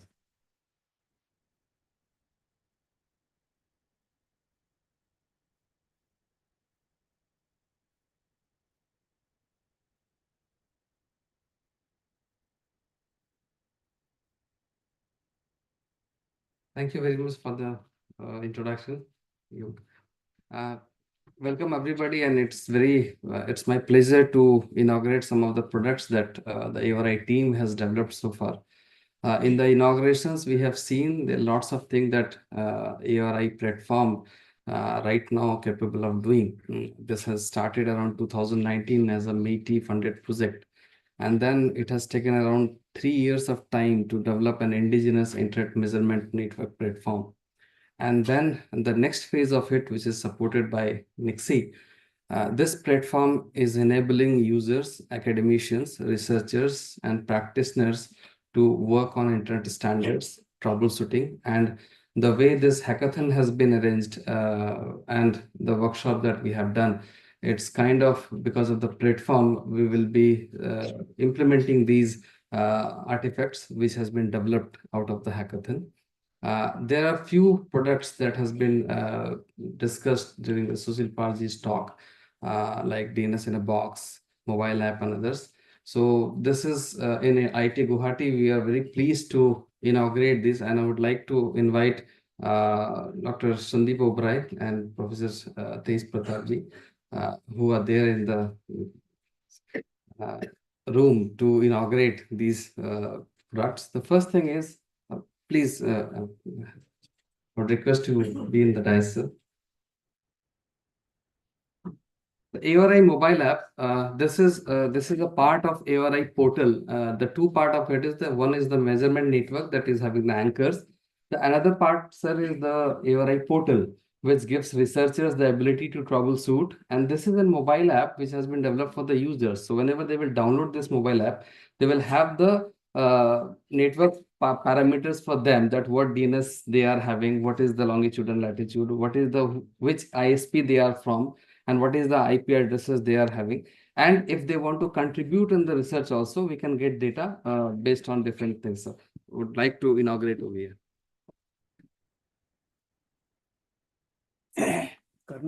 Yes, Okay. Yeah, you got it. So this is available right now in Google Play Store. It is in the test version right now. So anybody who wish to test this, we can provide you. Just provide us the Gmail IDs, and it will be downloaded in your system. Yeah, mobile. So next one is. So next one is DNS in a box. Yeah.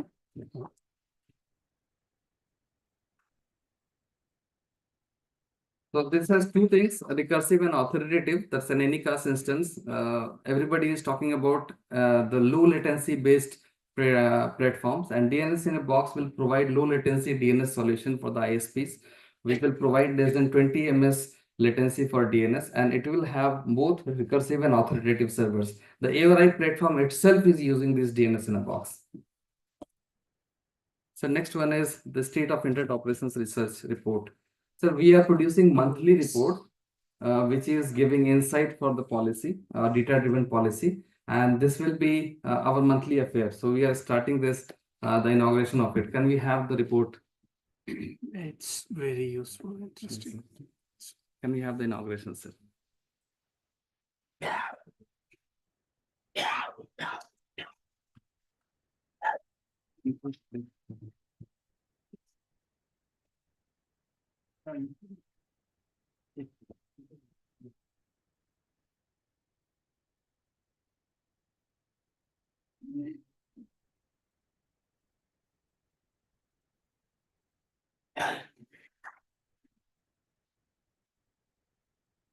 Okay, thank you.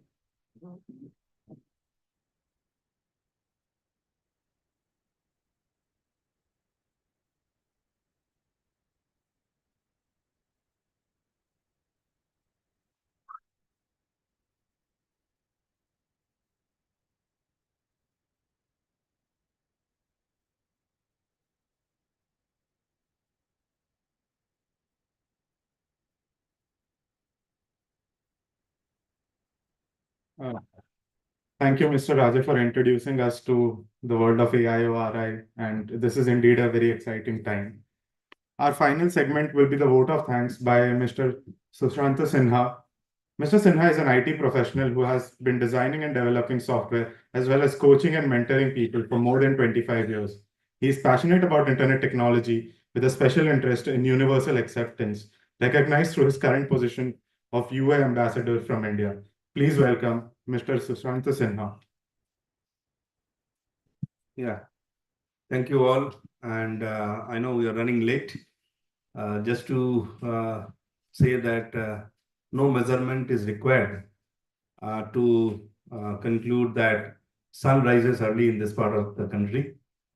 However, people also don't rise late when it comes to a bigger cause for the community, especially for the nation building. Okay. So thanks for arranging this symposium, and thanks for all the speakers for their valuable time for this journey. So I'd like to thank the speakers like Anupam, Anand, I know from iPhone, and the effort they have given so long to come to this stage. I worked with them with iPhone for some time. Thanks for all the deliberations here. Dr. Davis Tyagi, CEO Nixie, for your insightful speech, especially on the need for personalized internet and always partnering in this journey. Sri Sushil Palji, Joint Secretary, IG Division, MeitY, Government of India. Thanks for all the support and providing platforms for innovations and research. I'm looking forward to the same support going forward. Mr. Samiran Gupta, Vice President, Stakeholder Engagement, Managing Director, APAC ICANN. Thanks for all the support from ICANN and encouraging and for the encouragement. Being a UA, the Universal Acceptance Ambassador, we worked with Samiran and we got always kind of support that we needed continuously. Professor Tej Pratap Ji, Vice Chancellor, Sri University, for all your support, mentioning the need and demand of the faster internet in remote community and the internet threats that follows. Professor R.N. Satpathy is also here with us. And Dr. Sandeep Oberoi Ji, IIT Mumbai, and we work together with him and Anupam in our organization framework on internet standards. I'm looking forward to such collaborations from leading technical institutes like IITs in this journey. Thanks for all the top 3 learnings that you shared. Professor Devendra Jalwal, Director, IIT Guwahati, for setting the context well. Professor Sukumar Nandi, I think he has also left, who has always kind of encouraged us and being a friend, philosopher, and guide. Last time also when we came for INSIG, he was a tremendous support for us. I'd like to thank IEEE and organizers also for bringing this symposium under the same banner, the ORI, and thanks for all this help. And last but not the least, this hackathon participants, organizers, the professors from IIT Guwahati, Professor John Jose, Professor Venkatesh, Professor Sukumar Nandi, for all the support, and your energy and encouragement that goes behind this. I know we'll miss all those who joined online to shake hands, but for at least those who are here, we'll use the time when you break for tea, and I look forward to all the warm presence that you have today. Over to you. Yes, yeah, I must thank you also for anchoring this since morning. Fantastic job. Thank you all.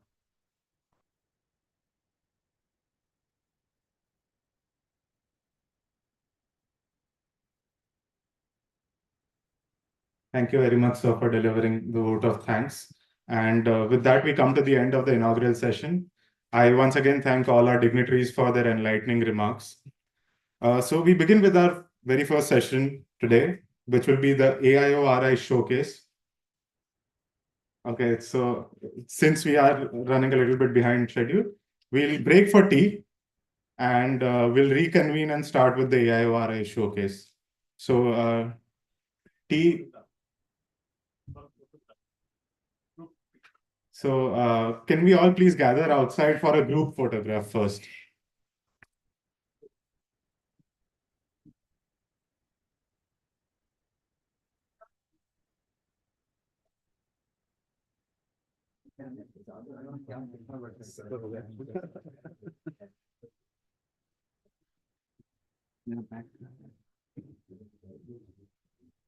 Download करना तो अभी कर लेते हैं.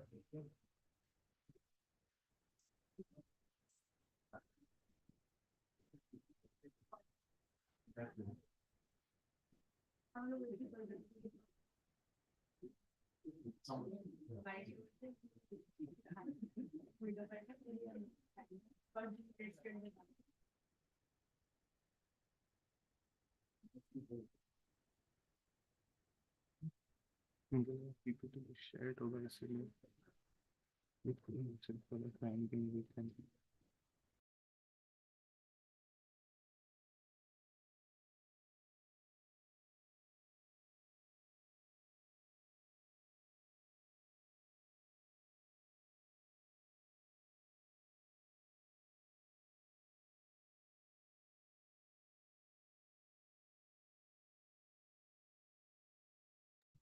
Santosh ji, you can log off.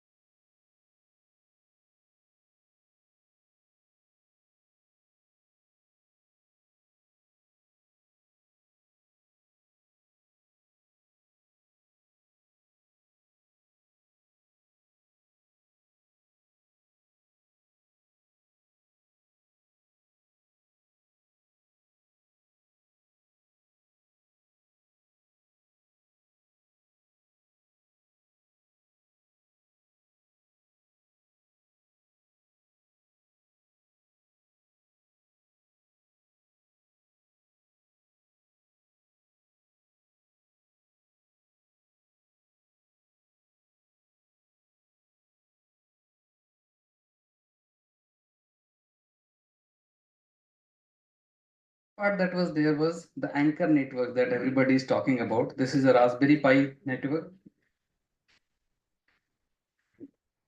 Yeah.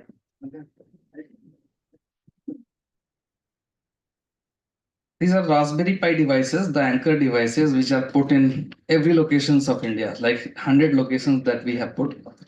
These measurement devices, we can actually measure the last mile internet from those devices. So we can push measurement commands in these devices, and they will give us real-time data on those measurement protocols. So what happens over here is the Anycast measurement, the Anycast network, which is a cloud computing environment, the anchor network, which are distributed things.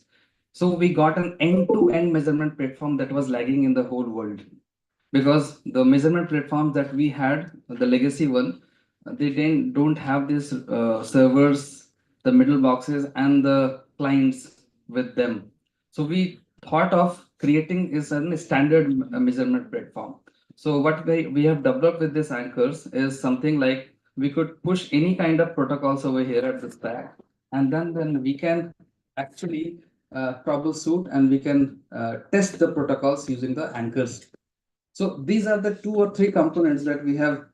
2 components, that is the main component of this AORI network, which is helping us in doing research and giving data to all the stakeholders that they need. Like ISPs need this data, the enterprise networks, the academia for the research, the users, they wanted to understand how internet behavior is.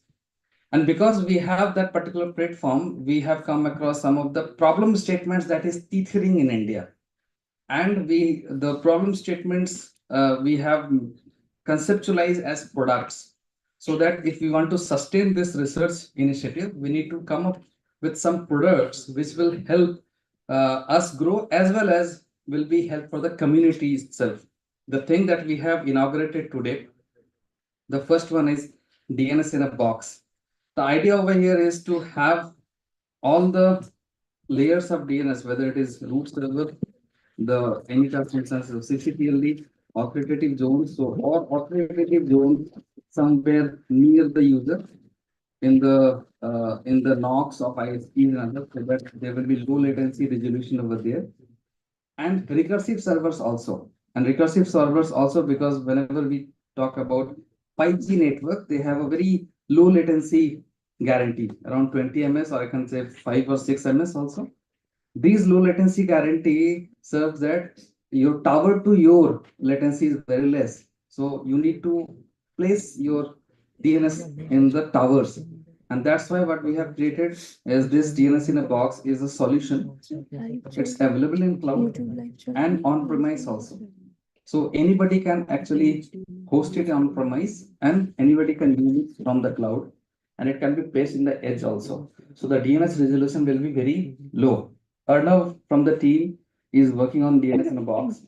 So this is these are small team which are working on different aspects of it, which are delivering different products out of the research that we are coming up. This hackathon that we have done was actually meant to develop some of the tests or some of the products or RFCs that we are doing across here. The second thing that we have actually developed is the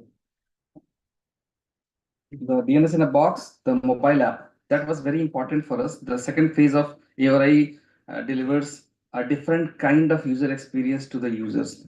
First of all, the idea was to have some research network, research portal for the audiences of like researchers or for the ISPs. Now, in the second phase, we thought, why don't we create something that will be useful for the users? Like Try is giving lots of apps to actually understand what is beneath the internet and how to measure data bandwidth and all. We thought that we will be having a mobile app that will act as an anchor. 1 o'clock While we have hardware anchors as Raspberry Pis, we can download this as a VM in any of the boxes. Why don't we have mobile apps, which is actually downloaded in users' mobile, the version which is freely available and actually don't take any data from you is available right now. It just gives you what is your position in the network, because whenever we talk about internet, it is networks of networking. So which ASN you are under? If you are like finding irctc.co.in not working fine, that particular app will provide you what is the latency of actually, what are the problem statements behind it. Now, why mobile app? Because we will be not showing you in the technology lingo, but we will be showing you as a user understandable lingo, which you can pass on to your ISP. So the next stage will be this mobile app. Automatically your ISPs will be point whenever you can pass in the data that yes, fine, I am, or the network provider, that I am having this problem. Why don't you fix it? So these are the things that was in our mind. So that was second thing that we have created. And mobile app, Andre is taking care of it. So this is something when we are having second version of the platform and the mobile app. The third thing that we are working on right now is standardization on the internet protocols and standards and for the networks.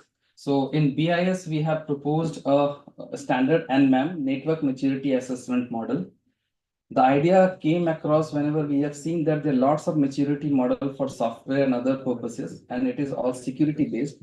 Nothing talks about something on protocol standards implementation based models.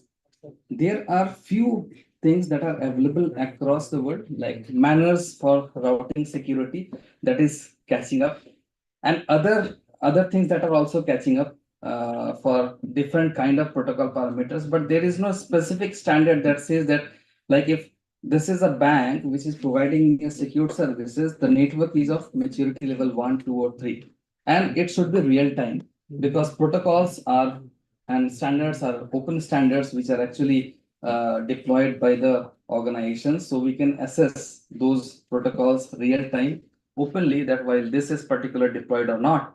And based on that, we can give them the maturity of the network, that this particular maturity is happening. What will help over here is, with each level of maturity, you increase availability, security, and resiliency indexes. And in that way, you actually give a good quality available services. So that is something that is some of the works that we are doing.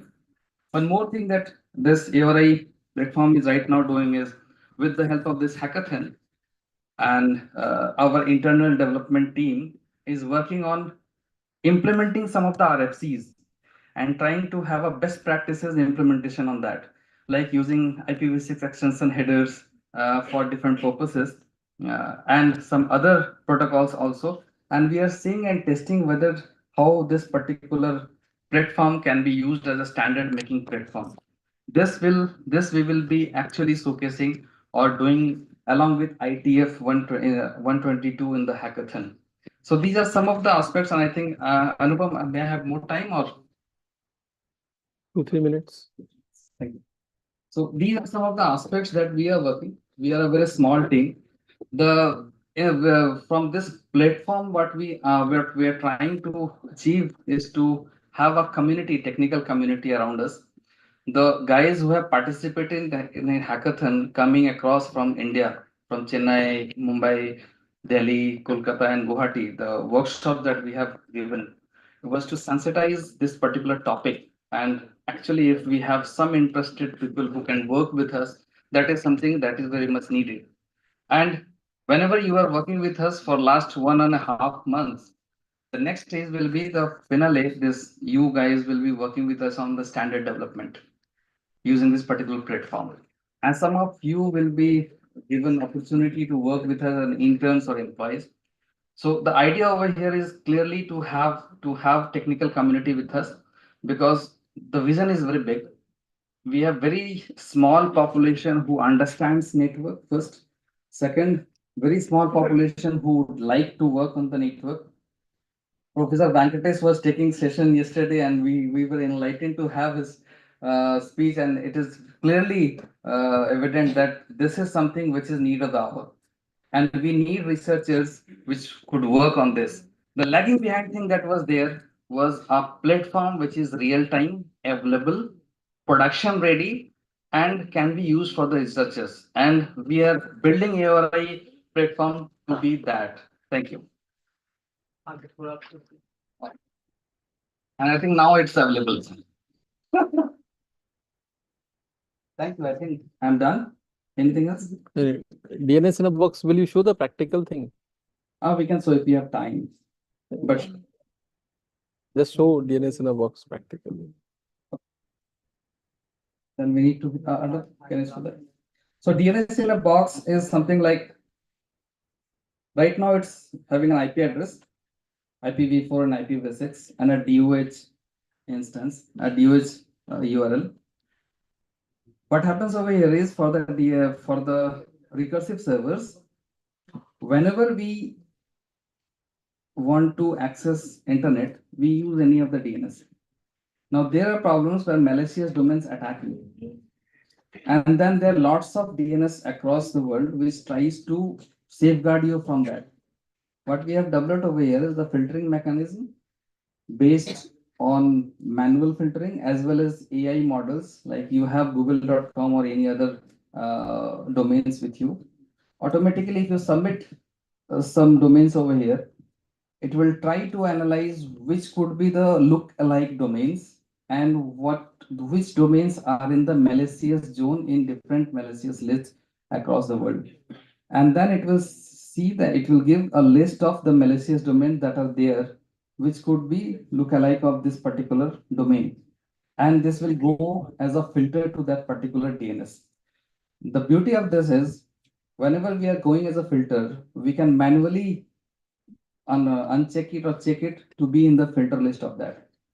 And because it's an edge DNS deployment, it can be done like for the whole India, if we have 1,000 instances running as a software as a service or as an on-premises, it is just one click that this filter will be deployed across the recursive servers.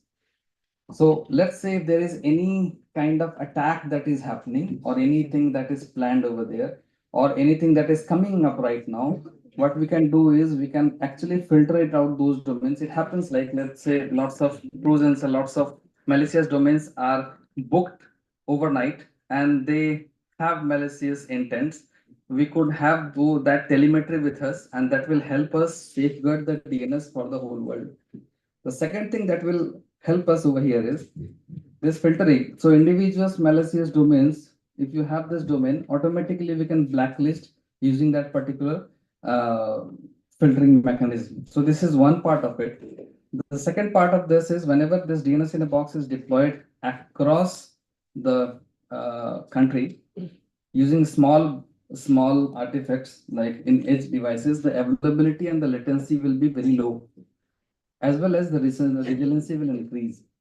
Let's say there is a attack on that particular area of that a particular area in that IP address, we would be in a position to localize that particular attack because only one IP address is deployed and that IP address is in an anycast manner, so that whenever any DDoS attack or anything happens to that particular recursive server, we can place that recursive server out of our network and automatically we can change the IPs and the ASNs over there.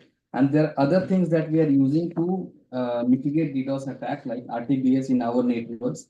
And we are pairing with multiple ISPs and multiple networks so that we could actually black hole DNS DDoS attacks. So these are some of the things that are there. These are some of the dashboards which provides us if there is any throughput problems in any of the devices that DNS is running. The scalability issue, if any device is short of the query balancing, then we can automatically increase the load at that particular site. So it's kind of a test bed, which is culminating into a DNS in a box, which will help everybody. So there was two things that was very much important, 2-3 things, like ISPs in India, they have their DNSs like 8.8.8.8. They configure that. That's a Google DNS, public DNS they use. And also they have some DNSs configured with them. So maybe they want that, no, I will be using their own DNS. So what over here we are doing is in the GitHub as an open source, this whole VM and everything will be available. They can download it as a Docker instance and then download as a VM and they can start working on that particular DNS. There also we can actually work with them so that this particular instance of the DNS resolver DNS will work. So that's one thing from recursive resolvers. The second thing that the authoritative servers are there, that let's say we have ARI.in zone that we manage. This ARI.in is in 5 locations, Anycast instances. So if any of the one instances got down, then automatically we have 4 more instances which is serving this Anycast. So can you open ARI.in? Yeah.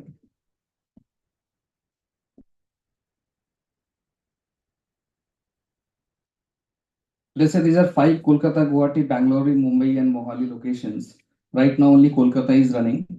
Guwahati, Bangalore, Mumbai, and Mohali. That's also serving that authoritative zones.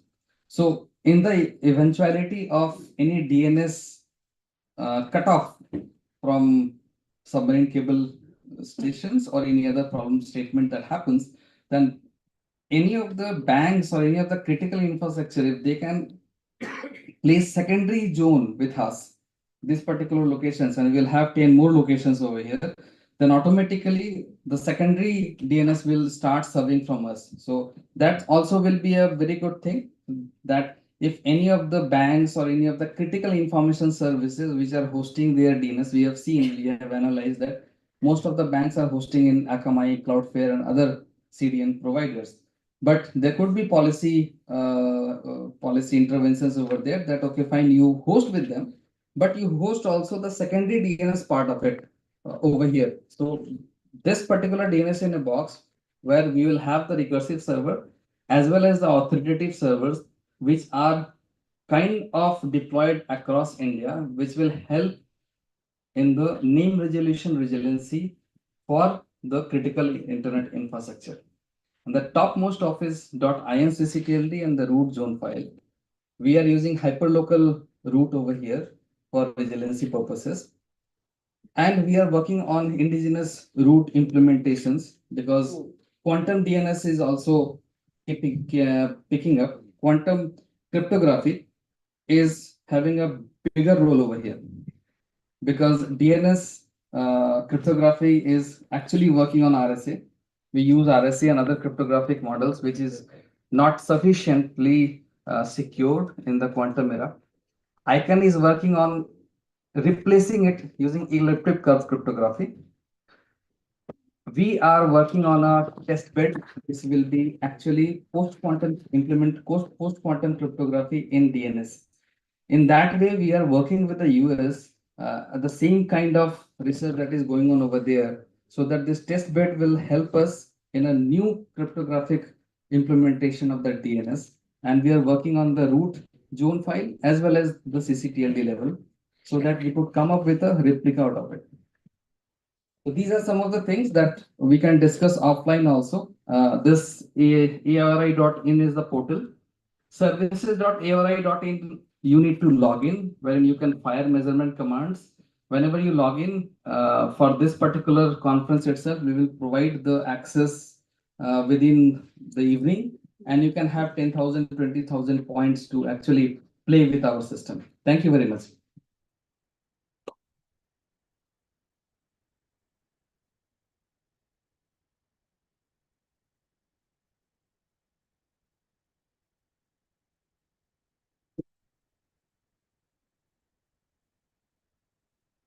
Thank you so much, Mr. Rajesh, for that presentation.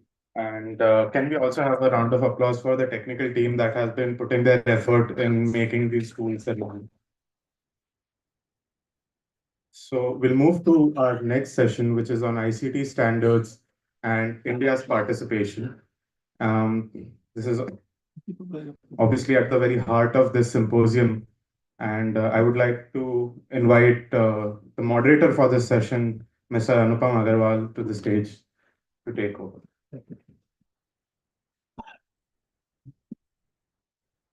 Good afternoon, everyone. This is a roundtable on ICT standards and next steps. We have few speakers who will set the context on this subject, and then the floor will be open for anyone to speak their minds on this one. We have got a good lineup of the speakers. The topic fundamentally is the ICT standards. There are many standard development organizations across the globe, You can start with ISO, IEC, ITU, WCC, IETF. So if a person wants to participate, where he or she should participate? And what should be the role of the stakeholders? Is it the government's jobs to take it forward? Or it is the private sector's jobs to take it forward? Or it is individual academics to take it forward? That is the question which we will discuss upon, and we will try to find out answers and have consensus on some of the action points post the roundtable. To start the conversation, I'll invite Dr. Sandeep Oberoi to start the presentation, which we could not hear in the opening, and then we will have other speakers on the dais. Thank you.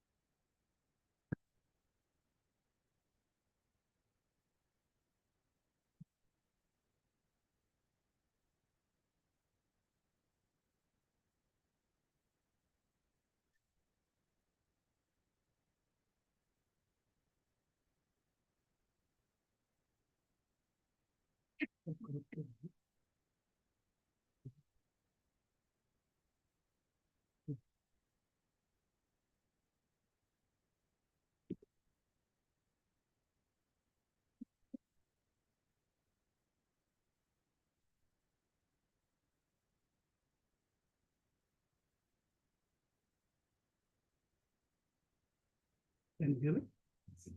Is it on, right? Yeah.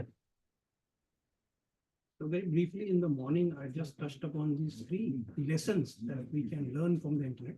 There may be many lessons.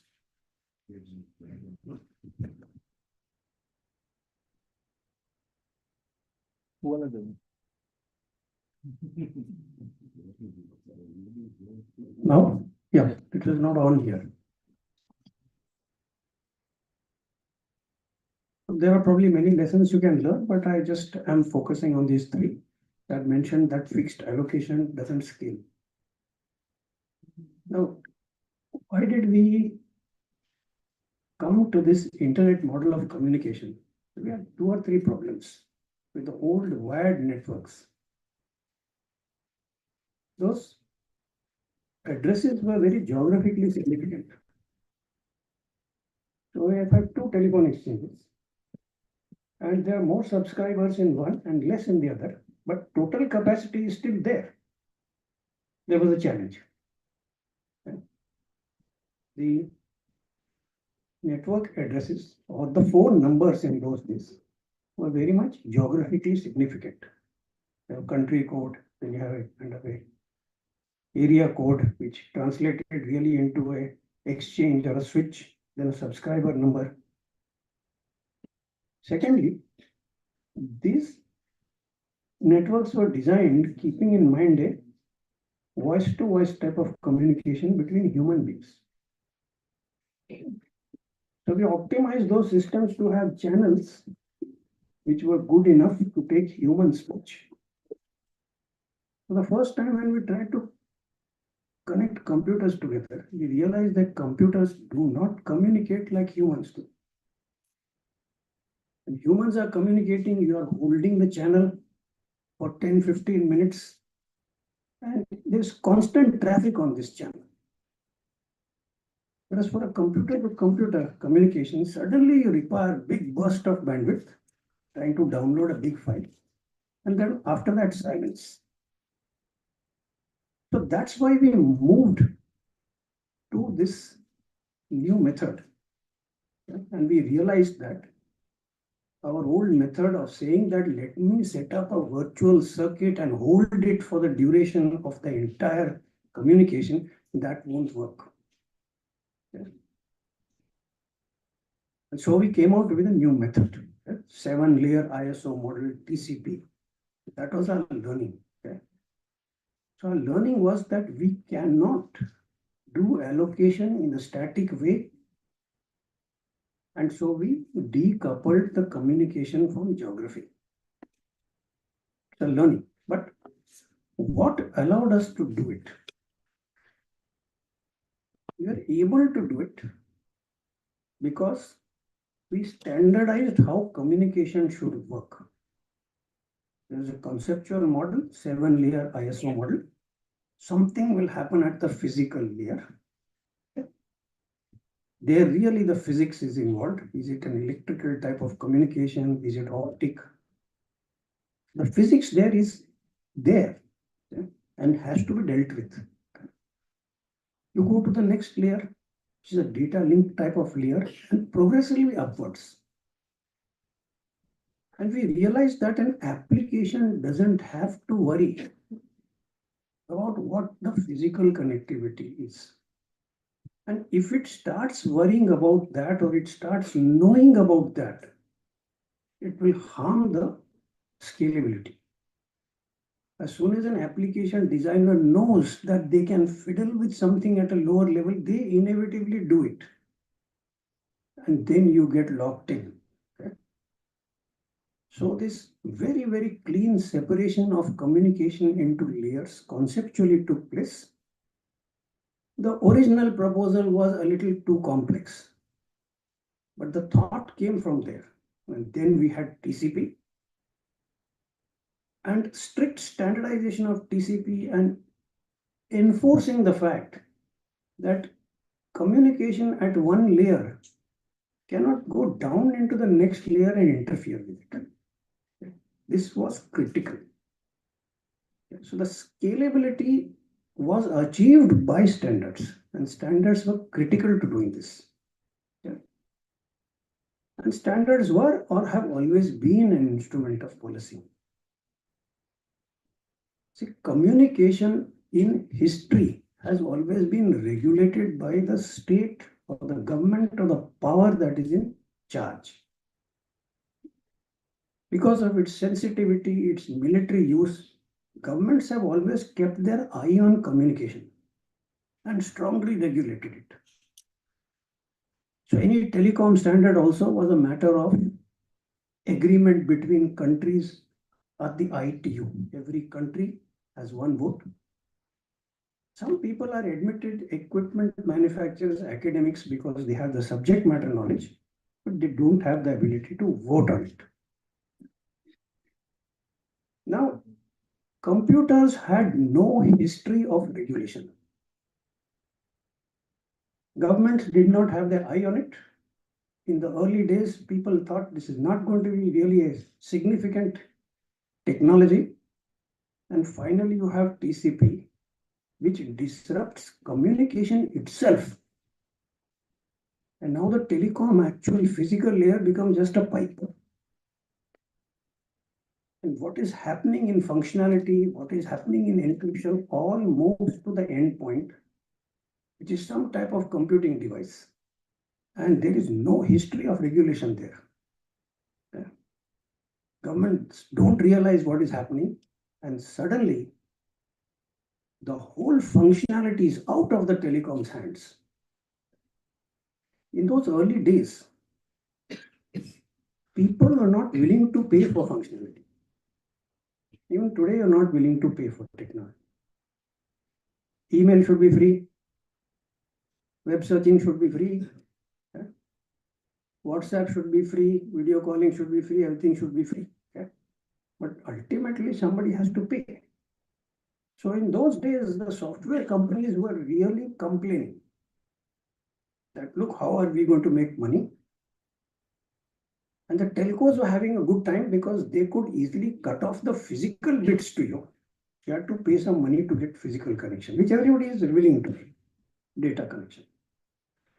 Today, the shoe is on the other foot. The software people have found ways to monetize your interaction and generate far more revenue than what you're paying for the bits. So that shoe is on the other foot. And this is a significant policy problem now. Yeah. So we'll more on that later. Yeah. Since the core theme is standardization, let's a little bit look at what is the global standardization ecosystem.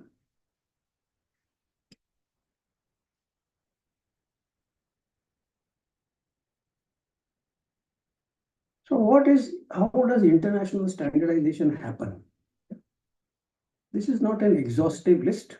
I seem to have missed ITU on this. But there are some organizations which are multilateral.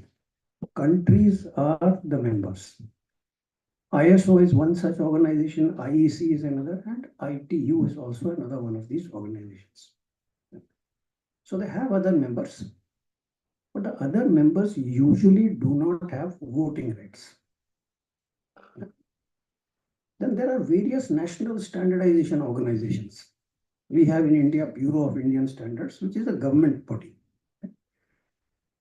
In many countries like Germany, in the UK, these are industry associations.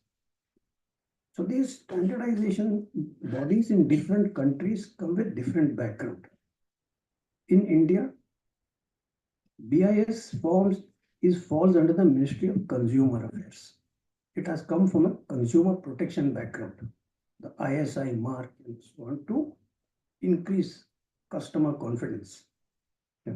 Whereas in other countries, it may have come from an industry-oriented side for efficiency or from a safety side. And then there are professional associations. You can have IEEE, ACM, there may be many others. And there are other multi-stakeholder organizations. One of the most well-known of which is IATF. So this is the whole global standardization system. There are many players. Each of them is trying to put their own ideas.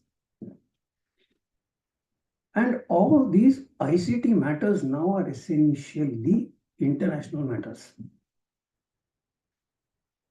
So you cannot avoid playing on this playground. And it is not a level playground. But crying about it will not help you. It is not level playground. But this is what the game is now. This is the game. Yeah. Play it and win it. Yeah. But complaining that we are a poor country and all that will not help you. So this is where you need to make your influence felt. If you look at the US in this system, the multilateral system is not beneficial to them. They have one vote. If 15 other countries in Europe vote in another way, they are defeated. So more and more the reality is that various countries who want to have more influence involve more stakeholders. So they have more votes.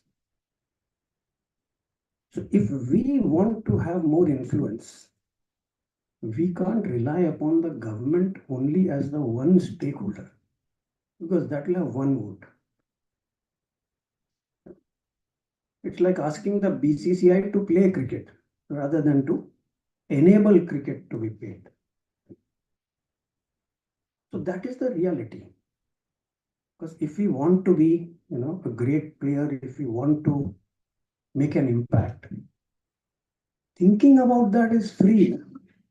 Doesn't matter. You can think about anything, but how are you going to make it happen? Let us say you want to sit for JEE, you want to pass, get a good rank. Praying might help, but if you don't study, then it's unlikely to help. Right? So praying and all that, doing all those things are good, but you have to study. There's no shortcut to hard work and participation, and it's not easy. Most of the meetings are held overseas. The reality is that if we go and apply for a visa to Europe, we don't get an appointment for 3-4 months. These are the realities. But ignoring the realities will not change the realities. If you want to be a leader, this is what you have to do. If you want to talk about being a leader, that's free. You can talk about anything. Okay? But this is the game. Here is where you have to make an impact. Because internally, doing anything you want will give you one vote. And that won't win.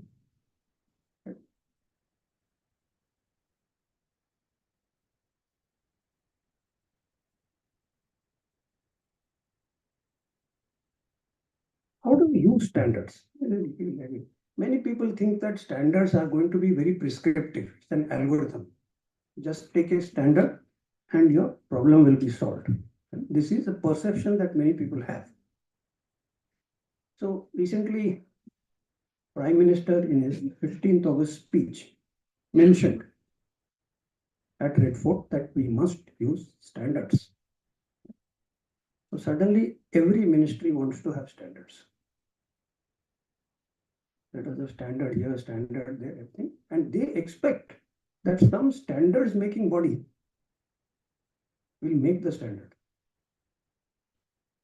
They don't realize that the standard making bodies are facilitators. Experts that have an interest or a need should use those organizations to produce the standards which they require.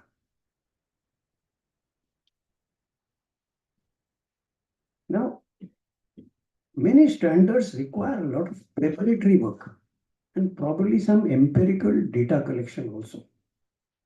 Examples are programmer productivity. Let us say we have a software engineering standard. And one of the parameters is programmer productivity. How do you know what is programmer productivity in Java?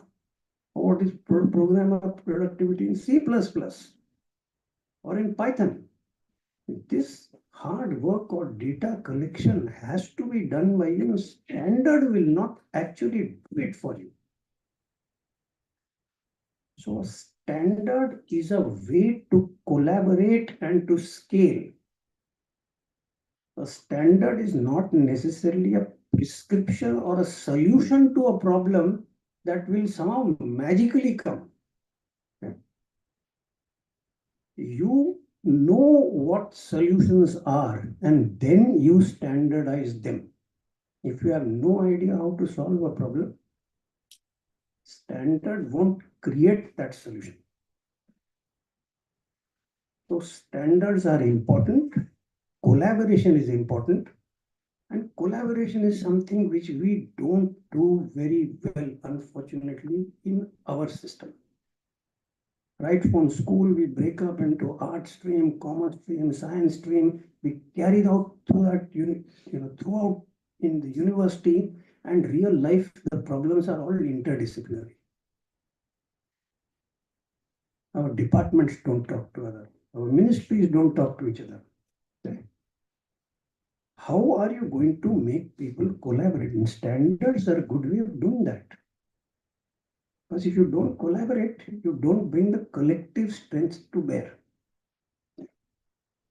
So then when you are putting together a big document, 10 fellows are creating it. You have got 10 short stories. It doesn't become a novel. Right?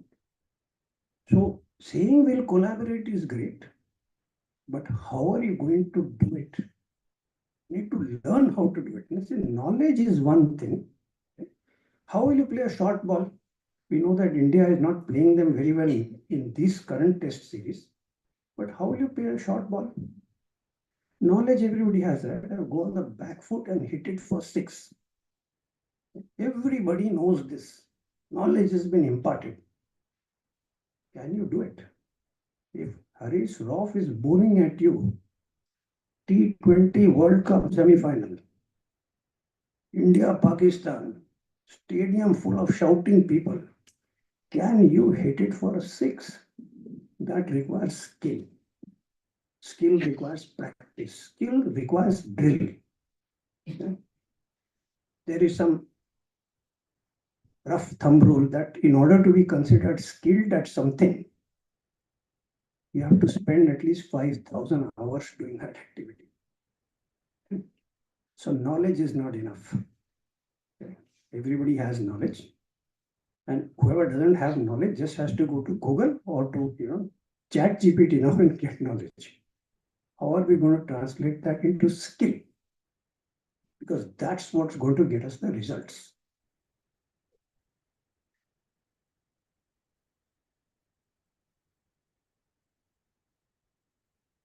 We have very low usage of standards in India.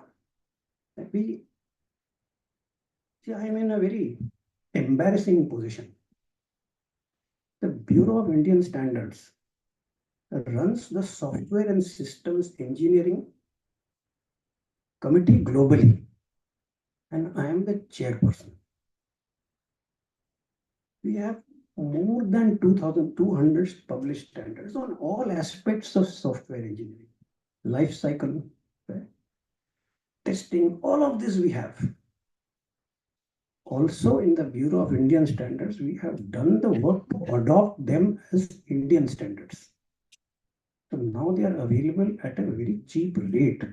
You don't have to buy this standard for 250 Swiss francs. And why should 250 or 2,000 or 2.5 lakh Swiss francs be an issue of cost? If you are building a system like Aadhaar or GST, why should it be? But somehow people said cost very expensive. We have adopted them. 250 rupees, you buy this. But the usage remains low. See, we always say our contribution is that हमने शून्य दिया है. यहाँ पे भी हमने शून्य adoption किया है. So it's there. These standards are there. A lot of work has been gone into them, and we say that India is at the forefront of this, but we're not using them. We're not being able to translate the knowledge that we apparently have into something useful on the ground. And this has got an impact on the trustworthiness of systems. Yeah. I'll just give an example. Day before yesterday, I went to bank. My sister lives in Nairobi. Her checkbook has been sent to the latest address of mine because I have given an affidavit. When we go to the core banking system, it's not there. Old address of 20 years ago is there. If I did not have the checkbook to show them that, look, this is printed, checkbook is being printed by your bank, that has come to us. Okay, they would have not accepted it. So why do you trust that an IT system actually will do what it is supposed to do? We have so many standards, but none of them has been adopted. Okay? And I'll conclude with this trustworthiness issue. You recognize this picture? This is CrowdStrike. CrowdStrike Microsoft incident. Blue screen, millions of people sitting around. Okay? You know what happened? What does CrowdStrike say? Essentially, in a long-winded way, they're saying we don't test, we update. In short, we don't test any update.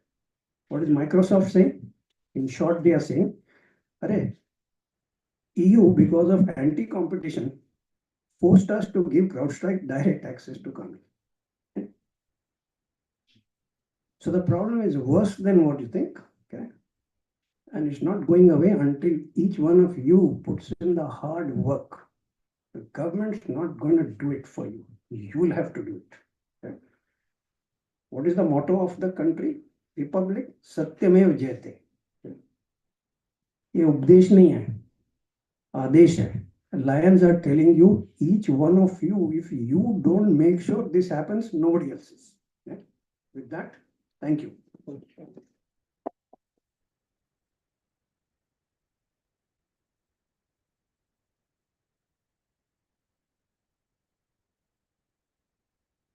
Thank you, Dr. Oberoi, for setting the context. Now we'll invite Professor Ratnajit Bhattacharya from IIT Guwahati, a distinguished professor of electronics and electrical engineering, to give his remarks on what should be the next steps on standardization.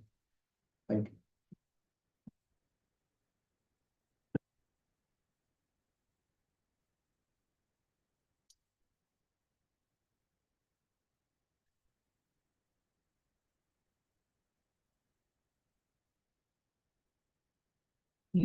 So good afternoon, everyone present here.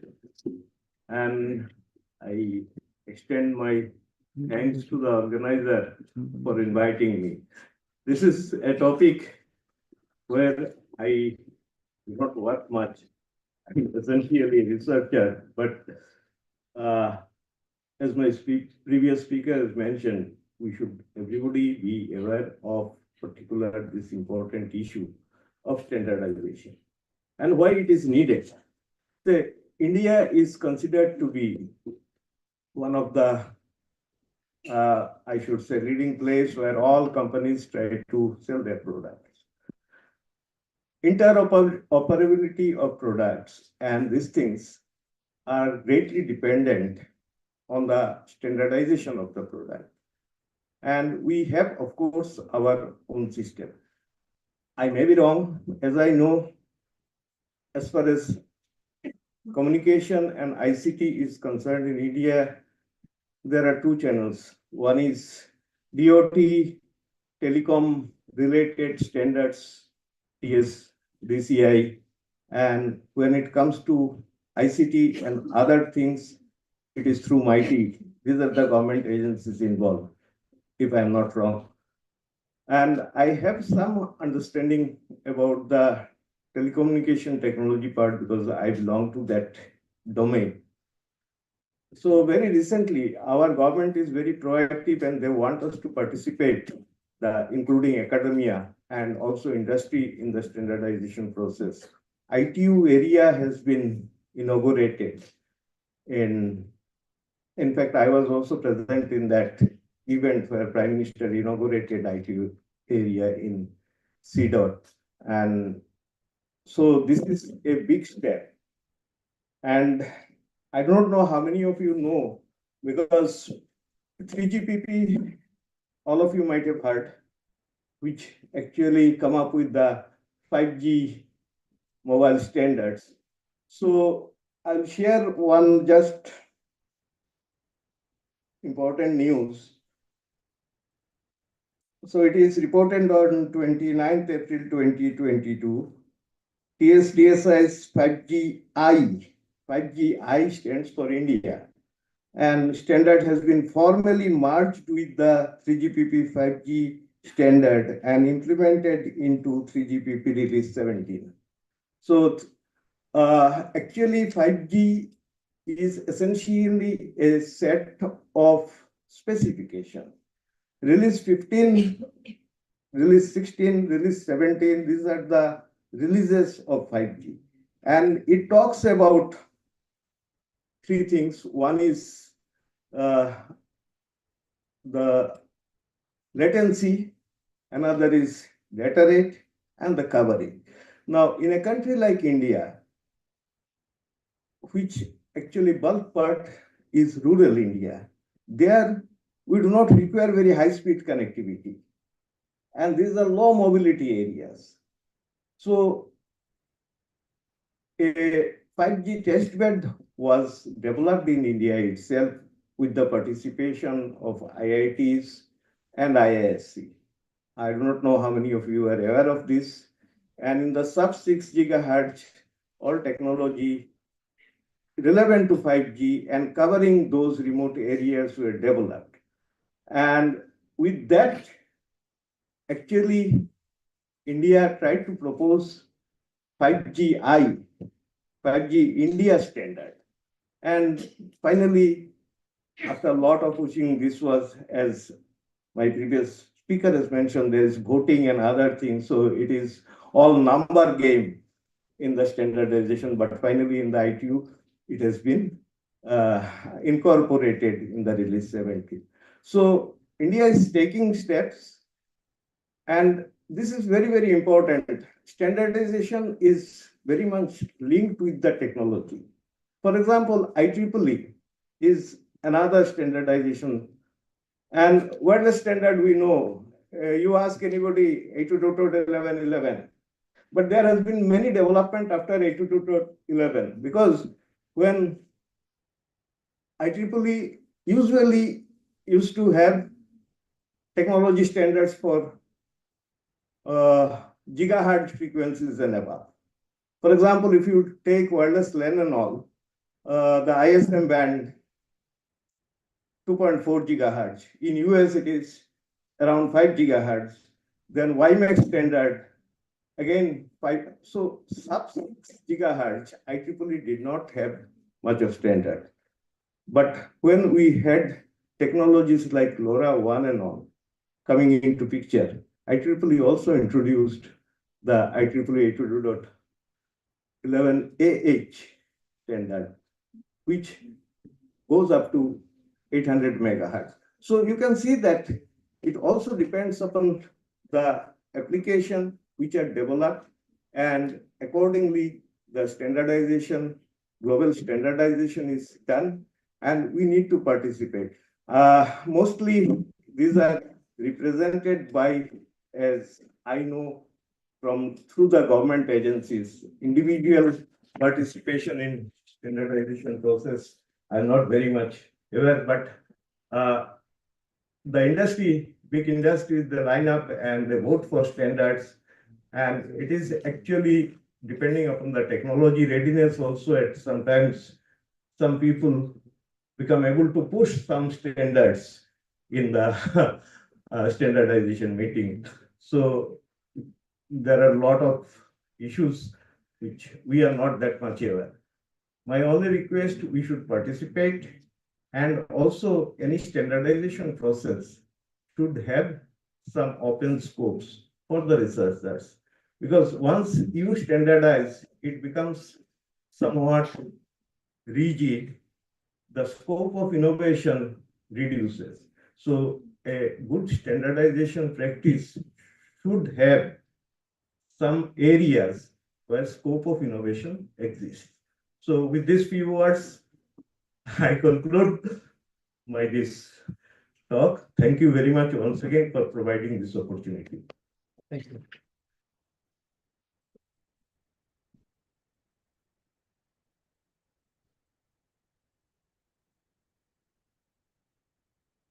Thank you, Professor Tajit. Excellent point. Provide an open scope for researchers in standardization, and it should not be rigid. Possibly we'll have a counter comment on this one later. But now I invite Professor Satpathy, Dr. Rabindranath Satpathy from CC University to give his point of view on standards. What exactly should be the next steps? Does academia play a role here, or it is the role of the government? Professor Satpathy. Thank you.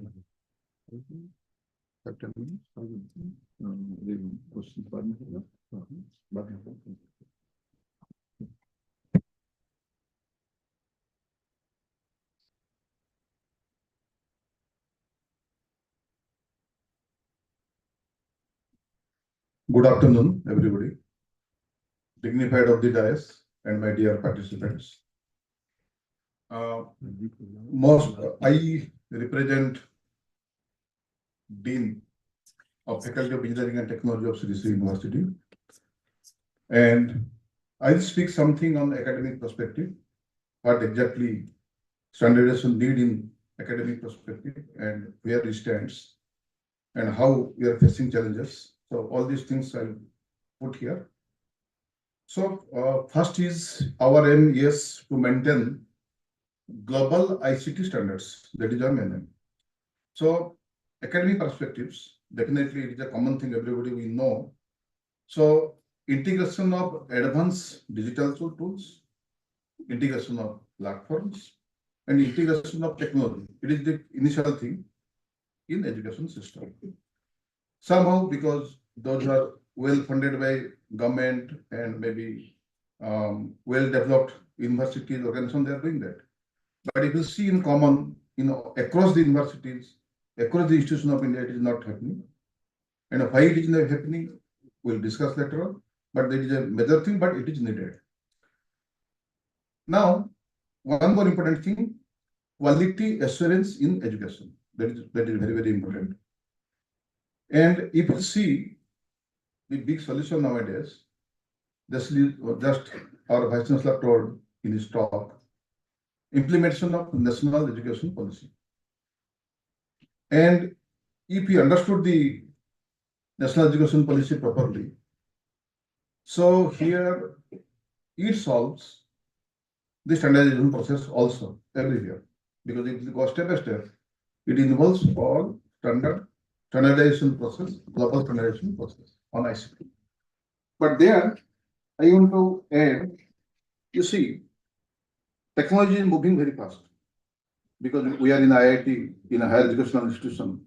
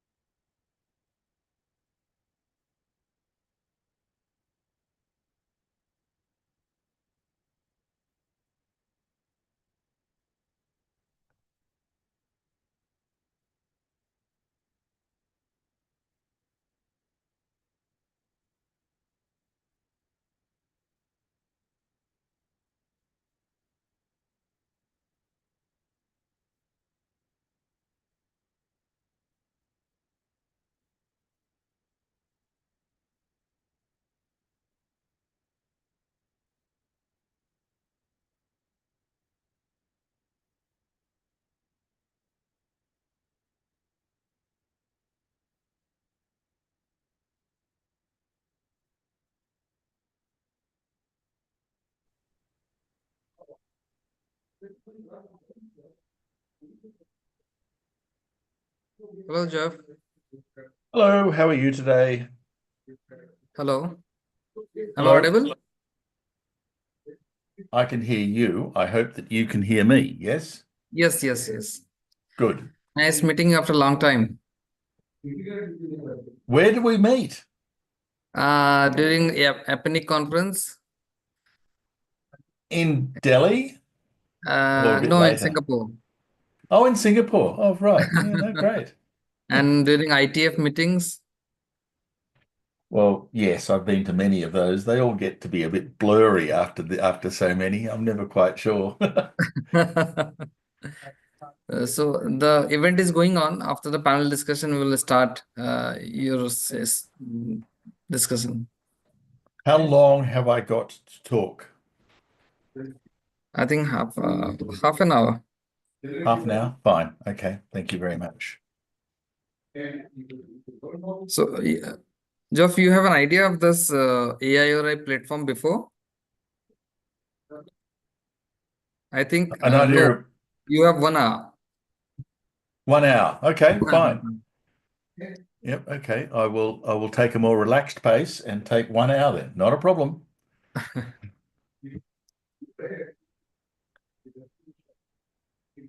So, Geoff, we have started this advanced internet operations research in India as a project. Mm-hmm. In India. There are a few measurement platforms that we had to research on various protocol parameters. Then we thought to have something which will be helpful for the community, research community out here, and Right. also understand what is the problem statements underneath.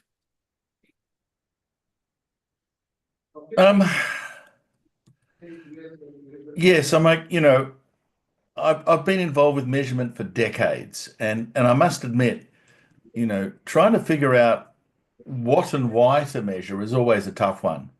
Yes. I've always approached it on the basis that measurement costs, and as long as someone's prepared to pay for the answer, you're on the right track. No one's prepared to pay you for the answer. Not much point in measuring it, really, because the measurement has to be of value to someone, and that's the big issue. Just measuring stuff doesn't help. There are so many possible things to measure, but trying to make it meaningful is really the key issue. Yeah. We're working hard so that it should be meaningful for the stakeholders out here. The services which are being provided across India should have kind of uniform quality across India. It's a diverse geographical region. And also the DNS resiliency across India should be uniform.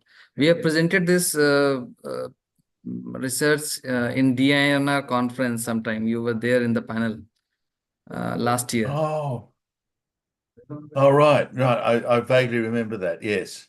Yes. Yes. I too have been doing some research in DNS resiliency, and I have noticed that the largest DNS recursive resolver inside India in terms of query volume is operated by Bharti Airtel. So it's a big resolver. It's got a number of sort of points, but it's a big engine. And I gave it a very simple test. I said, resolve this name. I did this a few million times, of course. And the servers that could resolve the name are located in Mumbai, Frankfurt, Atlanta, and Singapore. Guess where the Bharti resolver wanted to ask the question from? Where it is, Not where it was. Not Mumbai. It preferred to go to Frankfurt. Frankfurt. Longer, slower, and more costly. And you sit there and go, what is wrong with this picture? Someone set up this service, and it's an option. It's a name server over there in Mumbai, and you're not using it. Why not? Yeah. So many questions like that. Once you sort of look at it, Yeah. nothing is obvious. Yeah, we have seen such kind of things like with LRoot server, we have done an experimentation. We have put 4 instances of LRoot server across India. One in Guwahati, this location, one in Mumbai, Yeah. one in Mohali, and one in Bangalore, and one in Mumbai. What happened is we thought that how this routing happens. So we have seen that we have just shut down 3 LRoot servers at once and tried to have that one. We tried to understand at the disaster situation, what should be the backhaul we should have for a root server. We have seen that from Mumbai and Bangalore, the traffic is shifting. We have done it with ICANN. But from Mohali and Guwahati, the traffic is not shifting. It is going outside India. We have seen that. Correct, because recursive resolvers, the folk who are actually asking the question, don't behave the way you think they do. They really don't. And it's really difficult to engineer the server system when the systems asking the questions, the resolver systems, aren't playing by, the rules that you thought they were playing by. Yes. And I'm doing some current measurement right now. I'm trying to write it up on what are the rules that recursive resolvers actually play by? Why do they behave so erratically? And they do. They very erratically. Yes. So things are not what they seem. Why do we even have Yes. 13 name servers? The most common recursive resolver software doesn't ask 13 times. Even if you turn off everything, it'll stop at 6 and go, there is no answer. Okay. The other 7 never get asked. It's just kind of, now I'm giving up. Yeah, that's an irony. So there, and in India, we have seen that very less people working on this. So we are getting some traction from IITs like IIT Guwahati and others.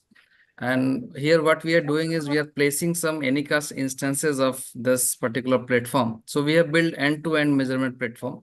And Right. this could be used as a standard troubleshooting and testing platform.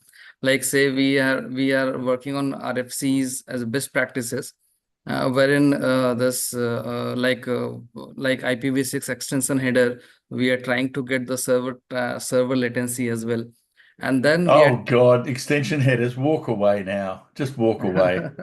They're never, ever, ever going to be supported. Yes. Honestly. So we have seen that it is not supported Disaster. by anybody. No, it's everyone drops the packets. It's all Yes. too hard. So Yeah. this is something we are trying to understand that what is happening, what are the implementation levels, and if any new protocol that is coming up, we can accommodate in our system, and then we can have an end-to-end testing in the academia. So Right. what we have done is we run through some hackathons so that some of the students and faculties would be interested in working on RFCs and having the best practices over there in India. So we have run a 2 days hackathon previous to this symposium, and we have 9 teams who have gone through finales. They have worked on some of the RFCs and they have benchmarking RFCs and then DNS resolvers. And we have a couple of good teams and we are trying to work with them as well. So trying to build a community of students, faculties, researchers who could work on internet standard paradigm and also help us in the research. Government initiative is there. And the idea over here is to work on the open standards so that people could understand what it is, and there would be more contribution from India. Sounds great. Good luck with it all. Thank you, Jeff. And while I'll not take much of your time, I'll see that when the panel discussion is, it's getting over, and I'll loop you in. Okay, thank you very much. I'll just stay here then. Thank you. Sure.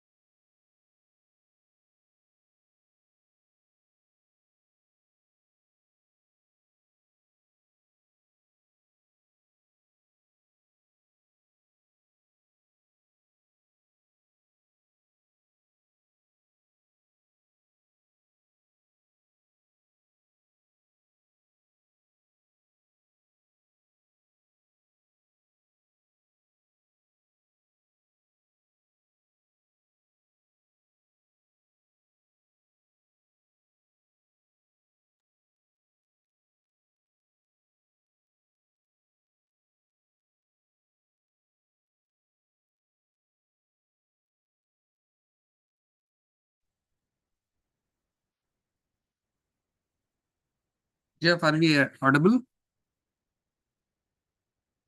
Sorry, I mute myself. Yes, I can hear you. Okay.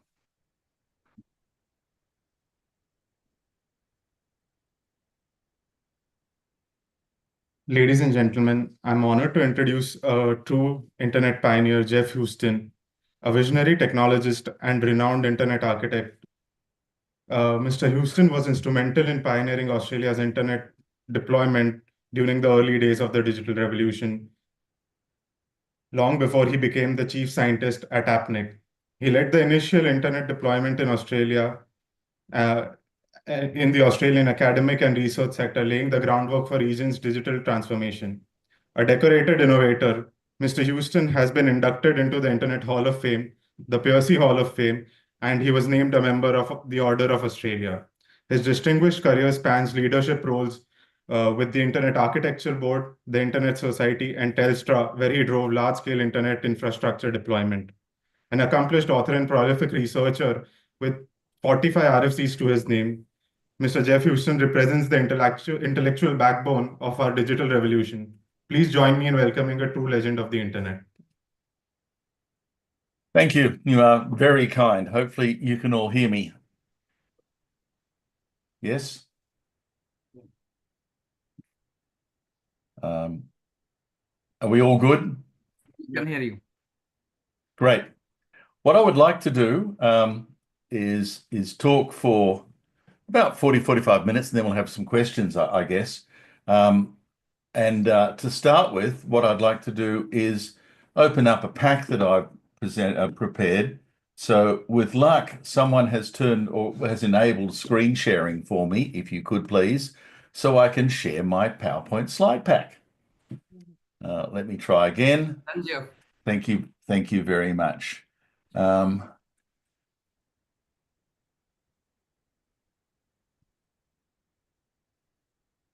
me just bear with me while I sort through way too many windows that are open.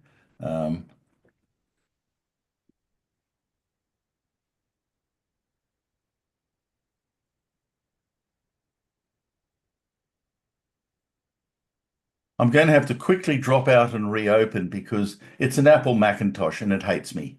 Apple Macs always hate me.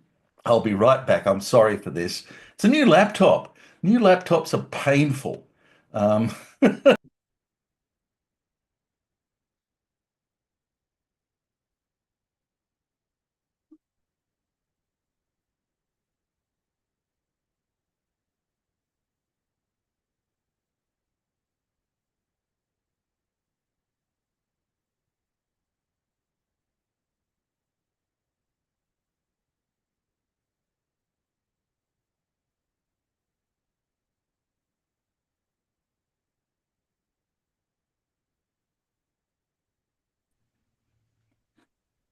Right, I'm back hopefully, and we are doing sharing.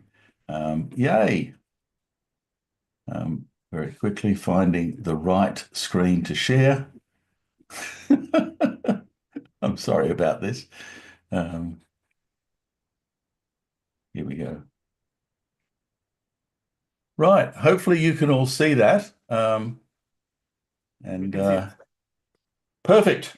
I'd like to talk about some work that I've been doing for about the past 15 years, which is a huge amount of time. And what it has ended up being is, I think without a doubt, the largest measurement system on the entire internet. There's nothing quite like the size of this system. It's enormous. And it gives amazing insights that are otherwise not clearly visible. We all know that India has about 4 massive service providers, Reliance Jio, Bharti Airtel, second Bharti Airtel, actually, Vodafone and Idea. But how many users lie behind each of these services? Well, oddly enough, I can tell you roughly. It's about, 5 to 10% accurate. But Reliance Jio appears to have some 300 million users. Bharti Mobile, Bharti Airtel, between the two, around 270 million. Vodafone 27 million, and so on. We have this data for every country, for every network service provider, breaking down where users actually have and derive their service from. But as well as just raw numbers, we can also look at how are we doing with some certain facts of technology adoption. V6 is a classic. We knew way back in about 1990, 24, 25 years ago, that we were going to run out of V4 addresses. And in a panicked move, the engineering fraternity at the time, the Internet Engineering Task Force, developed this new protocol, IP version 6. And the early versions of this were fielded in around 96, 97, around 20 years ago. And then we just waited. We just waited. We thought, naively as it turns out, that adoption would just happen because IPv6 is so good that everyone would just use it, right? It's brilliant, yeah? But that wasn't the case. We just didn't do anything. And even in 2011, when we started to really run out of V4 addresses, nothing happened. Nothing. It's as if we're kind of living on a vacuum and just not aware of the fact that the currency of networking addresses were incredibly short supply, and no one was moving in V6. India, oddly enough, became a bit of a mover and shaker in this space, because in 2015, I think it was, when Reliance Jio wanted to do a massive push with a mobile service at an incredibly low cost. Their aim was to provide internet services to everybody in India, everybody. And it was pretty clear that you can't do that on V4. It's just too big a market. There wasn't enough V4 addresses. V4 addresses had been exhausted, years before. And so the only answer was actually to use V6. And so around that period, 2015, 2016, a number of very large mobile service providers in India started planning the same thing. Let's roll this out using V6 as a backbone. And what this graph actually shows is that across that period, 2016 to the end of 2017, just 24 months, the amount of IPv6 in India rose from nothing to around 60% of the entire user population. And today, it's around 80%. It's a massive program. One of the few, I think, astonishing successes. Moving large networks to new technology is a challenge. And oddly enough, this one is a particular success story for those providers, and it's an amazing achievement. We also can measure inside the infrastructure of the network. We're well aware that, everything starts with the domain name system. The DNS lies at the heart of the entire internet. The problem is, of course, that if you can lie in the DNS, if you can cheat and steal and send bad answers, a lot of things go down with you. It's a mess. And so what we really need to do is to actually encourage folk to check that the answer they're getting from the DNS is the right answer. The technology we have for this is DNSSEC, security for DNS, which associates an answer in the DNS with signatures. But what I'm interested in is, okay, so you've got a domain name and you've signed it. How many users are protected? If you get given a bad answer, will you even notice that it's a bad answer? And again, interestingly for India, around 60% of users in India sit behind service providers that use DNSSEC to validate the answer. Again, an astonishing achievement, because as anyone's ever grappled with DNSSEC, it's not easy. There is a lot of work you have to do to actually make this happen. This measurement system is actually capable of plotting this out day by day, and I've been measuring it day by day for now a little over 11 years, and that's the result for India. Massive push in 2019, taking it from close to nothing to around 55% of users. A few service providers just jumped in within that 12-month period. Again, an amazing effort. The latest thing we're all concerned about, routing security. Again, it's an infrastructure problem, but if I can inject bad routes into the network, then I can subvert traffic and do all kinds of terrible things. And there's been a push from a number of areas to say, well, we've really got to do two things. One, we've actually got to create cryptographic objects that describe what you should be seeing in the routing system, these so-called route objects. And this graph plots the adoption of that technology, signed ROAs, over the last few years. And again, in India, the big push seemed to occur in late 2020, when today around 80% of all the routes that originate in the Indian subcontinent, all 80% of those routes are actually signed with cryptographic authorization, signed with ROAs. That's brilliant. Fantastic. Does anyone use it? If you get a route, receive a route in BGP, and it fails that test, will you throw it away? Will you drop that route? Fascinatingly, in 2023, for 9 months, a number of large service providers in India actually turned it on and tried it. And it was quite good. Up to 50% of users could not get to destinations where the routing security information was saying, that's bad. And then everyone just turned it off. Now almost no one is protected in India. Anyone can get to a bad destination, because although all the routes, or the good routes, are signed, they're not being used to actually filter the BGP routing advertisements. And folk can get to bad places just as easily as they can get to good. I don't know what happened in September 2023, but whatever it was probably not the best of things to have happened. So this is kind of a quick insight as to how much you can glean about the state of the network by using a large-scale measurement system. And there is so much that we can measure, so much. You know, all of this computerized stuff, it's just bursting with numbers. The real question, I think, of all of this is, how do you apply a sieve to that and sift out what measurements are useful versus what are merely distractions? I've given you a few whole of network metrics.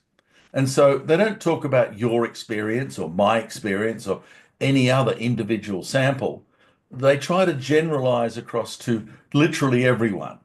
And whole of network metrics can often inform policy about where we should place our effort, where we should do research, what kind of topics need to be addressed.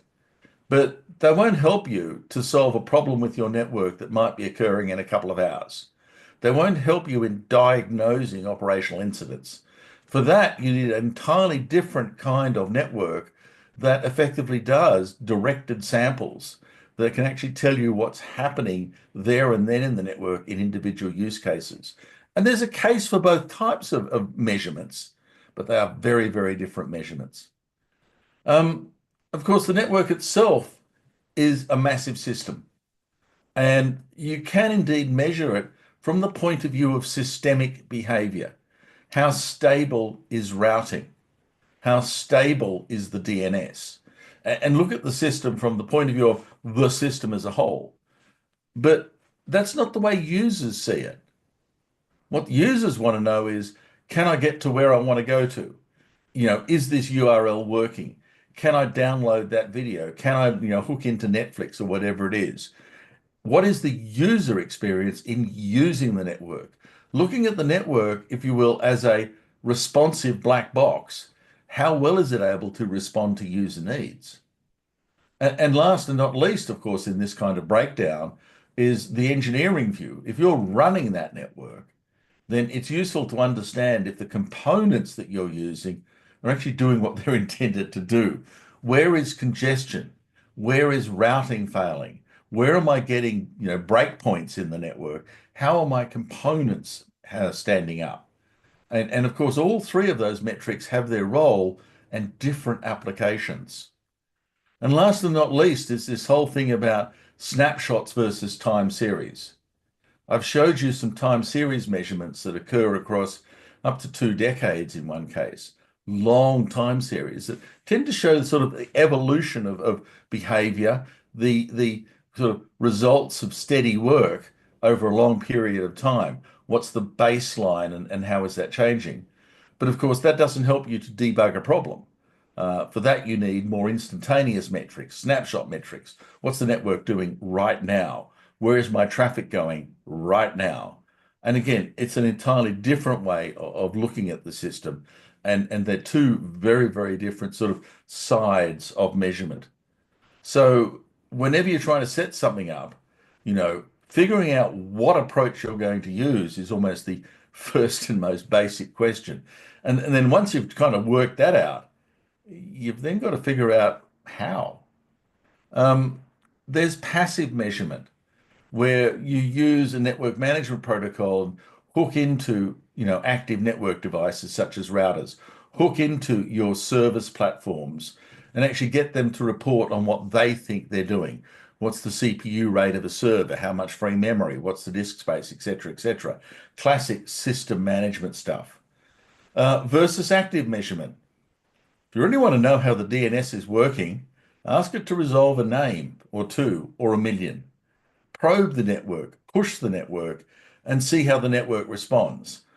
Actively push at the network and work out whether the network is performing according to expectations or whether it isn't. There's a role for passive and active measurement systems, and they are very, very different. We're also seeing these days this whole sort of rise of dedicated probe points versus enrollment kind of measurements. Many of you might be familiar with the RIPE Atlas program. There's another one run by CADA called ARC. There used to be a really good one funded by the NSF, the National Science Foundation in the US, called Planet Labs, where you push out boxes, Linux boxes, tiny Linux probes, things that are sort of size of your finger, all kinds of sort of dedicated devices that are programmable. And in essence, the measurement is done by programming these units to actually perform a particular action. Pull down a URL, resolve a domain name, perform a TCP service transfer. That's fine, and there's an extraordinary elasticity in that. But the problem is, of course, that the size of your measurement is limited by the number of probes you got out there. With Atlas, it's still only 10,000 probes, and you're measuring the same 10,000 every time. Even, if you take subsets, it's still from the same pool. The other way of doing this is active enrollment. And this is something we use, and there are a few other folk who have gone down the same path, where they co-opt a user, either deliberately or unsuspectingly, and run the code on their machine to perform that measurement. Now, in theory, there are around 5 billion odd users of the internet, some large number, and enrollment allows you to actually gather a subset of the entire internet population. And if you do it right, it's a very, very rich set of potential targets for measurement.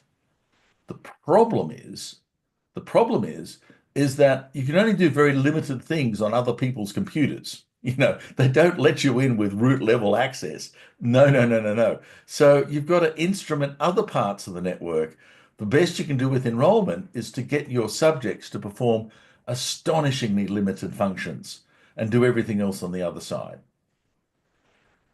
And last and not least, there is deliberate and intentional pre-program measurement. Here's a program, do this, do that, do this, versus what I would call opportunistic measurement, where you observe a behavior and then collect data on that behavior and derive outcomes and conclusions from that. Opportunistic, of course, is incredibly hard to plan for. You just happen to have a server or system at the right place at the right time, whether it's, beside an earthquake that's happened in some particular part of the world or something like that, a cable cut, and you're able to observe what happens as a result of that, versus deliberate and intentional measurement that doesn't rely on particular events just sort of opportunistically happening when you're looking. So how did I or we in APNIC get into this gig? And it happened 14 years ago now. God, that's a long time, isn't it? 14 years. At the time, we kind of believed that when the last V4 address had been handed out, the internet was going to hit a really, really big wall. And it was not going to be pretty. It was going to be exceptionally ugly. And we were kind of concerned that we couldn't see much V6 out there. And there were so many lies, distortions, boasts, and mistruths about how much V6 was out there in 2010. We decided to get into the measurement system ourselves. And we started asking sort of what kind of questions would people pay for the answer? What questions were valuable? And very quickly, when you sort of look at those questions, some are more valuable than others. How much traffic uses V6? If I download a few gigs of data, a few terabytes of data, that's a lot of traffic, but it's only me. And it's kind of, well, how important am I? And the answer is, well, not very. If 1 billion users download even 1 kilobyte using V6, that's a huge amount of traffic. Individually, each user is doing very little. And so traffic is kind of a qualified question. And oddly enough, I don't think it's very informative. The next one is, which is how many connections use V6. If you have a dual stacked web server, answer in V4, answer in V6, and you then break that out going, well, what's the percentage of connections in V6 versus in V4? If you're in India, it's likely that 80 to 90% of your connections are going to happen to your server across V6 because of the phenomenal amount of V6 deployment in India and the preference to use V6 whenever you can. If you perform precisely the same experiment in, say, United States of America, you might find the number is way, way less than that, 50, 60% at most, because there simply isn't the amount of V6. That's not traffic, that's connections. That's closer to users. How many routes? I'm not sure that's that informative. How many service providers? Well, numerators and denominators. How many service providers are there and how important is the services they provide is kind of what's kind of qualify that question. Taking a census of service providers kind of equates Akamai with Jeff's favorite web hosting service. And that's kind of silly because Akamai is way more important than me. And so those kinds of questions need to be qualified extraordinarily. You can look inside the DNS and find the use of records to indicate V6. You can even look at DNS queries. But again, I'm not sure how informative that is. We get closer to the real question when we start talking about end devices, what users have in their hand, what users actually do.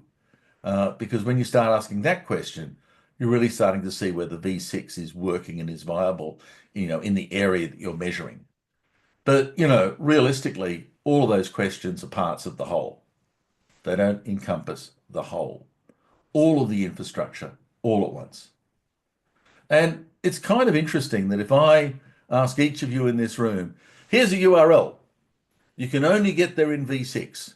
If you have V4, won't work. If you have dual stack, it'll work. But you can only get there in V6.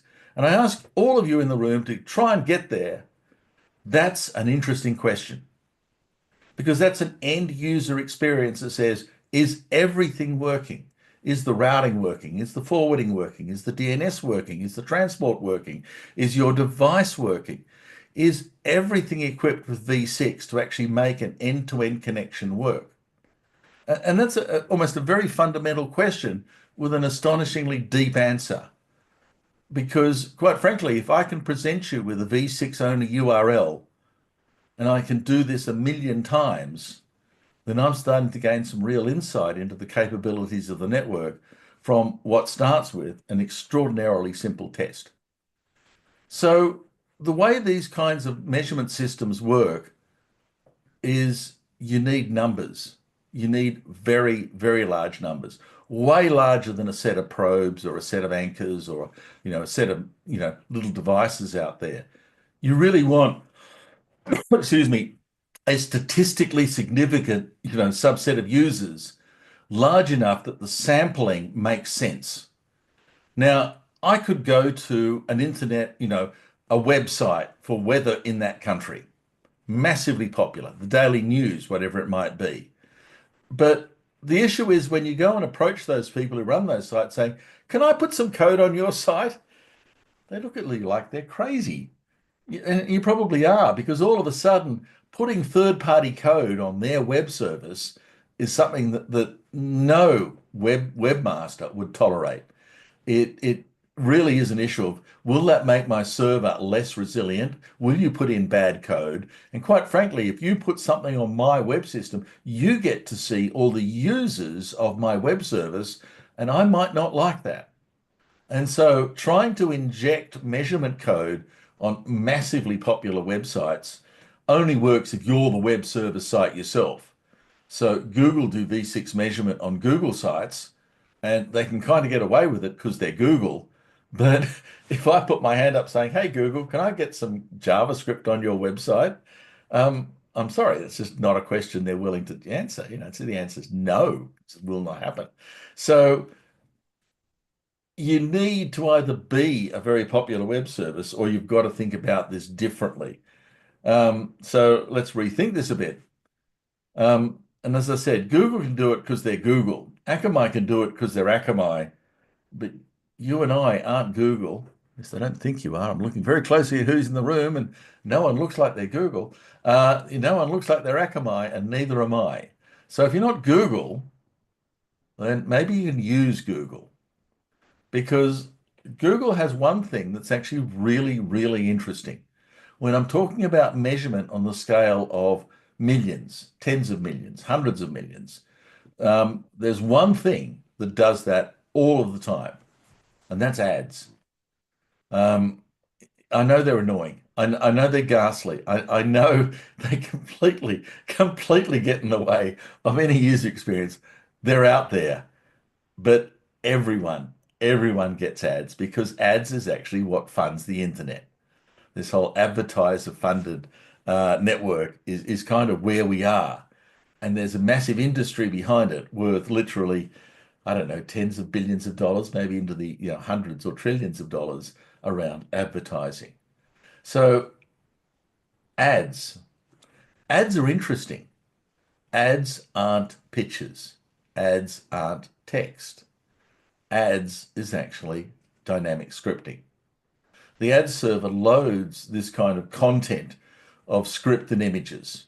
And that script is HTML5. And that script can do a reasonable amount of things in a limited space. And one of the things it can do is to load alternative images, load other bits of URLs and display them. So it's not an arbitrary programming library. It's not a free-form version of a constrained compute environment. It's limited to object loading, and the runtime library is very limited. And you can do things when the ad is impressed. You can load some things when the mouse hovers over it, and you can do things when the user clicks on the ad. And that's fine. And if I'm a measurement guy, I don't care if you hover over my ad or click on my ad. As soon as the ad gets loaded, I want the script to do something. So to minimize the interactions with the user and to increase the reap of these ads, I use on-load scripting in an ad. And so what we do is we instrument the target host via an ad script. So the user, when it receives the ad, starts running some HTML5. And what that HTML5 does, very simply, is say, here's some URLs, go fetch them. That's it. Now, the URLs we give are very, very, very carefully constructed. Caching is your enemy in measurement. You don't want to see how well the cache is performing unless that's the object of the measurement. So what we do is you load up unique URLs that have never been seen before. The caching will never work. So the end user ends up talking to a server that I operate. And instead of instrumenting the user, because instrumenting the user in an ad environment is impossible. It's a security nightmare. It's never going to happen. We instrument the server. And the server, which has basically got a clear end-to-end channel to the user, then infers all of the host properties over in the user by the way in which the server interacts with the user. Now, ads are brilliant because it's a failed ad system if it delivers the same million users every day. Same. Ads actually try very, very hard to get me new users all of the time. So I get very little repeat bias in this measurement set. It's constantly trolling through their database to bring out new users and present, my tired old ad to them. And that's great because that's precisely what I want. The other thing is that ads are biased towards closure. So the whole economy is actually based around these extraordinary bid prices for a click. And advertisers will pay up to $100 for a click. I don't know who's got that money. Car insurance evidently is a big one. And in America, pool cleaning equipment, $100 a click. Who would have thought? But not me, not me. I do not want clicks. I do not want to pay for clicks. Clicks are the enemy because they're just expensive and they tell me nothing. I just want impressions. I just want the ad to load. And please don't click on it because that costs. So impressions are way, way cheaper than clicks, about 1,000 times cheaper. And so oddly enough, for the measurement work, impressions are exactly what I'm after. So what I do, fresh eyeballs means a constant flow of unique endpoints. So it's not measurement bias by repetition. You're constantly searching through the pool of users to find new people to present the ad to. And that's all the ad network does that. I do nothing. I have a preference for pay by impression, not pay by click. So the advertising channel tries really, really hard to sort of get more clicks. Yet my ad is trying really, really hard to say I don't like clicks. So it gives me many, many more impressions than a normal ad because most folk don't click on my ad, which is exactly what I want. The other thing is ads are phenomenally tunable. Time of day, physical location, keyword context. And so you can sort of tune the ad for all kinds of parameters. Now, I want generalized broad distribution. So oddly enough, the way I do this is I actually split the day up into 24 one-hour segments and run 24 different campaigns, one for each hour. That way, the ad network is trying desperately hard to work 24 hours a day. And even if it achieves its objective at 3 in the morning, when 4 o'clock comes around, it's a new problem and a new objective. And so you tend to even out the ad impressions. We can also localize by country, or if you wanted, even by network service provider, but we don't do that. We're trying to get an even impression of the entire network. So I think I've already said most of this. We do a bidding based on ad impressions, not clicks. We run 24 one-hour campaigns. We tend to target some economies which are otherwise difficult for the ad system to get into, and so we tend to bias it a bit.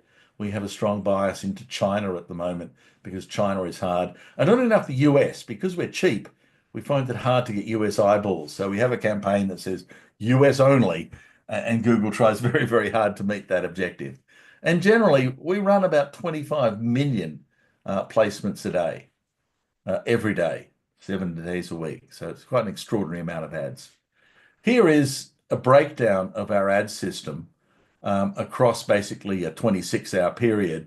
And what I'm doing is charting the ads that we get placed in each minute, in each second, across a number of locales: Asia Pacific, America, Europe, India, and South America, Latin America. That's the total up the top. And we're doing round about 300 to 350 ad impressions every second.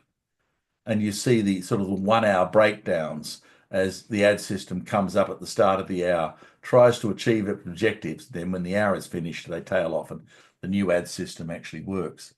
If we follow India, and there's a lot of users in India, so this yellow graph, we tend to sort of cover India roughly between 50 to 100 ads per second every single day.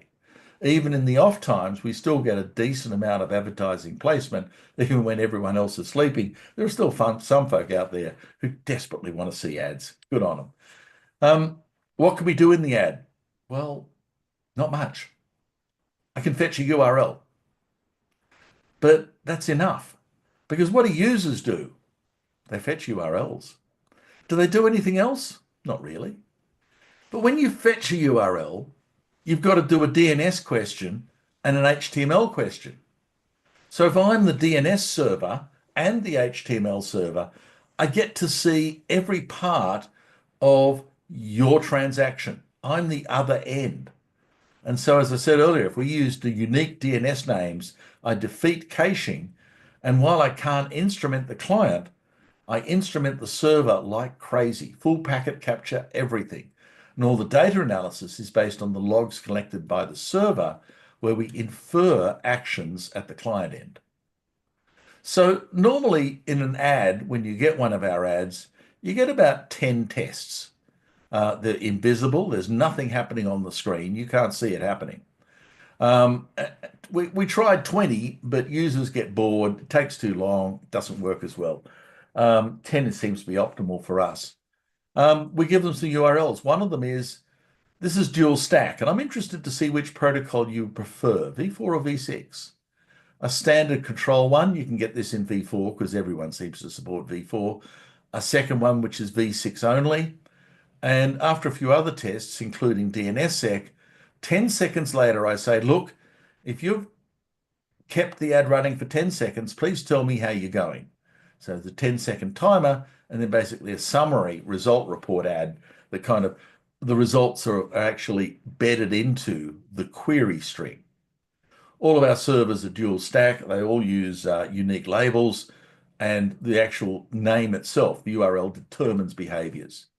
So here is actually a screenshot of an ad. It's a standard URL. The ad says, go to this URL and collect some instructions. And there you see a set of encoded instructions. And they look a lot like URLs. It starts saying HTTP, don't believe it. It's all HTTPS. And inside here is a whole bunch of rather lengthy labels. Now, Google insists, because they're Google, that the variable part of those target URLs can only be one label long and must end in a constant string. So you notice they're all separated by hyphens, not dots, and they all end in the string -0. And that makes Google happy. So when Google's happy, we're happy. And all the rest of the test is actually embedded inside that label.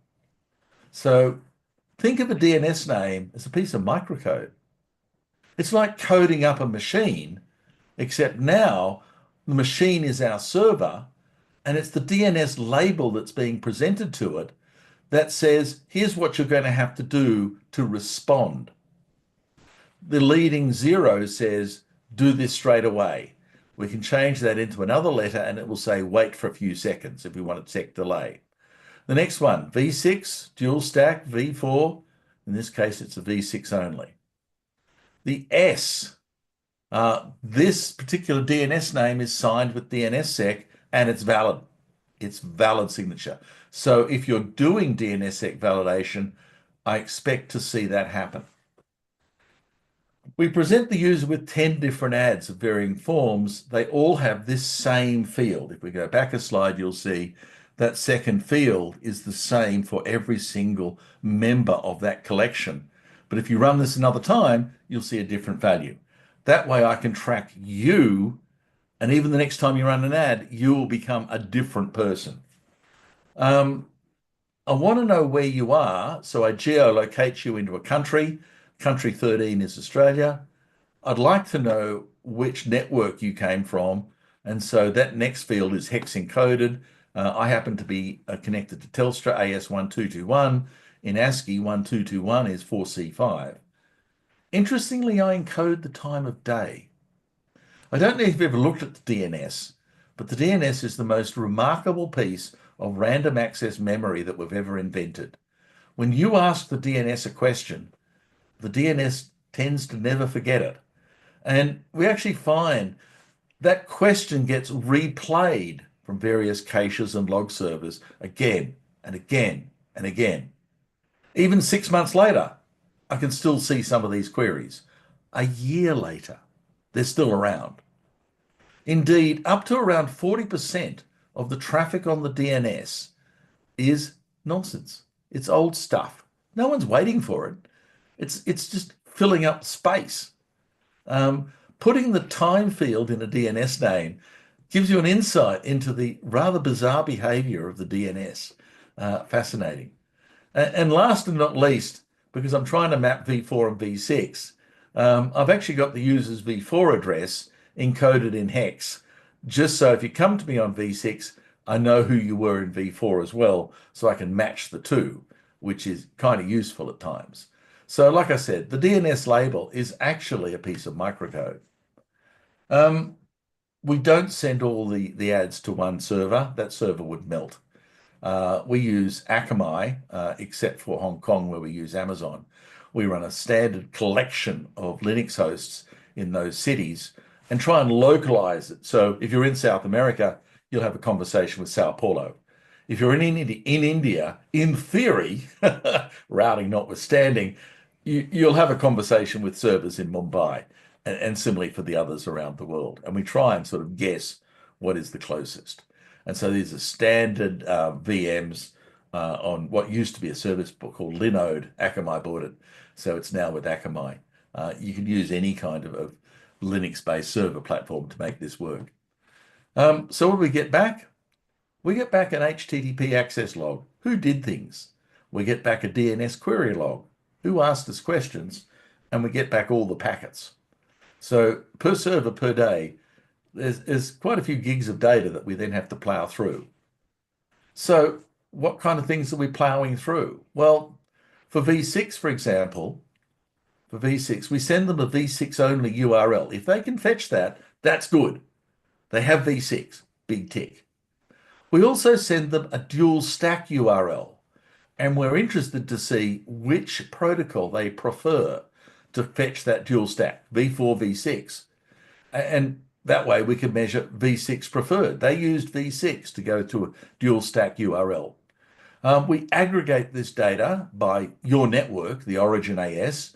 We aggregate it by country, as you've seen earlier. And so we have a picture not just of you, the user, because that really doesn't matter.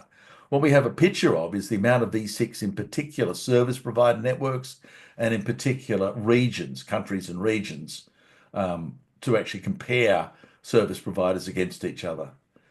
And we do a certain amount of rudimentary compensation for ad placement. We normalize the country data against the estimates of national user populations so that we can talk about meaningful percentages. And we do something that almost no one else ever does. We make it public. Anyone can get this data. There's no restrictions on it. And I find that the most astonishing, frustrating part of most internet measurements from day one until now. Most folk who do an awful lot of measurement think it's a secret. They never, ever, ever tell. I try and tell everything all at once. My borderline is I don't do individual ad results. That's too close to personally identifying information. But aggregates at a network and a country level, it's all there. It's all available. It's all public. So what do we get? Here's the time series of V6 since 2014. The blue is capable. The red is preferred. And as you notice, there's always a gap of a few percentage points where some users have V6, but when given the choice, they'll use V4 for a variety of reasons. But, it's always been there. Right now, around 36% of the world, in fact, no, it's about 38, I think, at the moment, is capable of doing V6, and that's a great thing. Where? Well, I know which country, and here's a map of the world by country, and it's pretty clear that there's an awful lot of V6 in India. There's a certain amount of V6 in Saudi Arabia, although fewer people. Japan, Malaysia, Vietnam, America, not so much. France and Germany, definitely. All of Africa, no. A lot of the Far East, Asia, Russia, Middle East, generally tending to no. China, they're getting there. not fairly, but they're getting there. So oddly enough, it's not the internet. Once you start doing these kind of maps, you start to realize the internet is astonishingly heterogeneous. And the economic pressures in one part of the world are very, very different to the economic pressures in another. And that actually reflects in the adoption of technologies. And so the country tables, 80% of India has V6, 72% of Malaysia. Other countries, I think, are a bit surprising. Nepal, not the world's richest country, in fact, definitely not, but around 58% of their users have V6. So a number of countries have sort of done amazing things. My country, Australia, not there, not in that top 20 or so. Just haven't felt the need to do anything, which is a bit sad in so many ways. And here's the blow up for India. I think I showed that at the start of this pack. The big effort was across 2017, where it basically went from nothing to almost completely deployed. And the last few years, it's just been a case of fill in. I don't think the numbers are really going to get any higher. And, Bharti Airtel, Reliance Jio, Vodafone and Idea have led the charge. But interestingly, once the biggies go, everyone else kind of has a problem, don't they? And when you look at this table, the real question is BSNL, where are you? Hello. And Excitel Broadband, again, where are you? And it's those ones that stand out. Everyone else is kind of going, yeah, we know how to do this. We're on the track. But yes, a few of them are still hanging out in India. Here's Reliance Jio, and it's the time graph for Reliance Jio alone. And you can see for Reliance, the big sort of predominant work was across 2015. And then interestingly, in what must have been an astonishing 4 weeks, they just turned it on. Across the entire national network, they just turned it on from 20% to 60% in under a month. It must have been an exciting month. Bit of a backlash, and then off they go again. And these days, a very stable network running V6, and it's about 96% of users run V6 inside Reliance Jio. Again, astonishing achievement. So DNSSEC, same kind of picture. I have 2 tests, a DNSSEC signed name and a DNSSEC signed name where the signature is nonsense. It won't validate. If you're running a validating DNS resolver, that URL that starts with 0D, for invalid, will not resolve. You will not be able to retrieve that URL. So you're sitting behind a DNSSEC validating resolver if it fetches all of those URLs, but it does not fetch the one that's been pointed to by the invalidly signed. And I see those queries for the DNSSEC OK field and the DNS key record.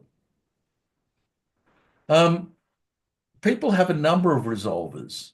It's sort of operational practice that clients typically have 2 or 3 recursive resolvers. And it's often the practice that one of them validates, but the other one doesn't, which is actually really frustrating because the one that validates says, that's a bad name. I will not resolve that. And the client goes, well, I'll just try the other resolver then. And that doesn't validate. So that'll give me the answer. And so we actually get with DNSSEC sort of three answers. The ones in blue, and it's about 36% of the world, do not resolve a name if it's invalidly signed. They don't, because all their resolvers perform validation. But this red line is mixed. I can see that they're trying to do validation, and the answer is, well, that's a dud. And then they go, it's okay. I have another resolver over here that doesn't validate. I want that name resolved.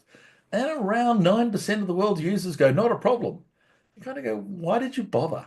If the answer was bad and DNSSEC was bad, there's no point asking a resolver that doesn't do the test. That's just a waste of everyone's time. It's a bad answer. And that's still a persistent and annoying sort of 8 to 9%. The total of the blue and the red is this orange at around 42%. Where does DNSSEC validation happen? Look at that.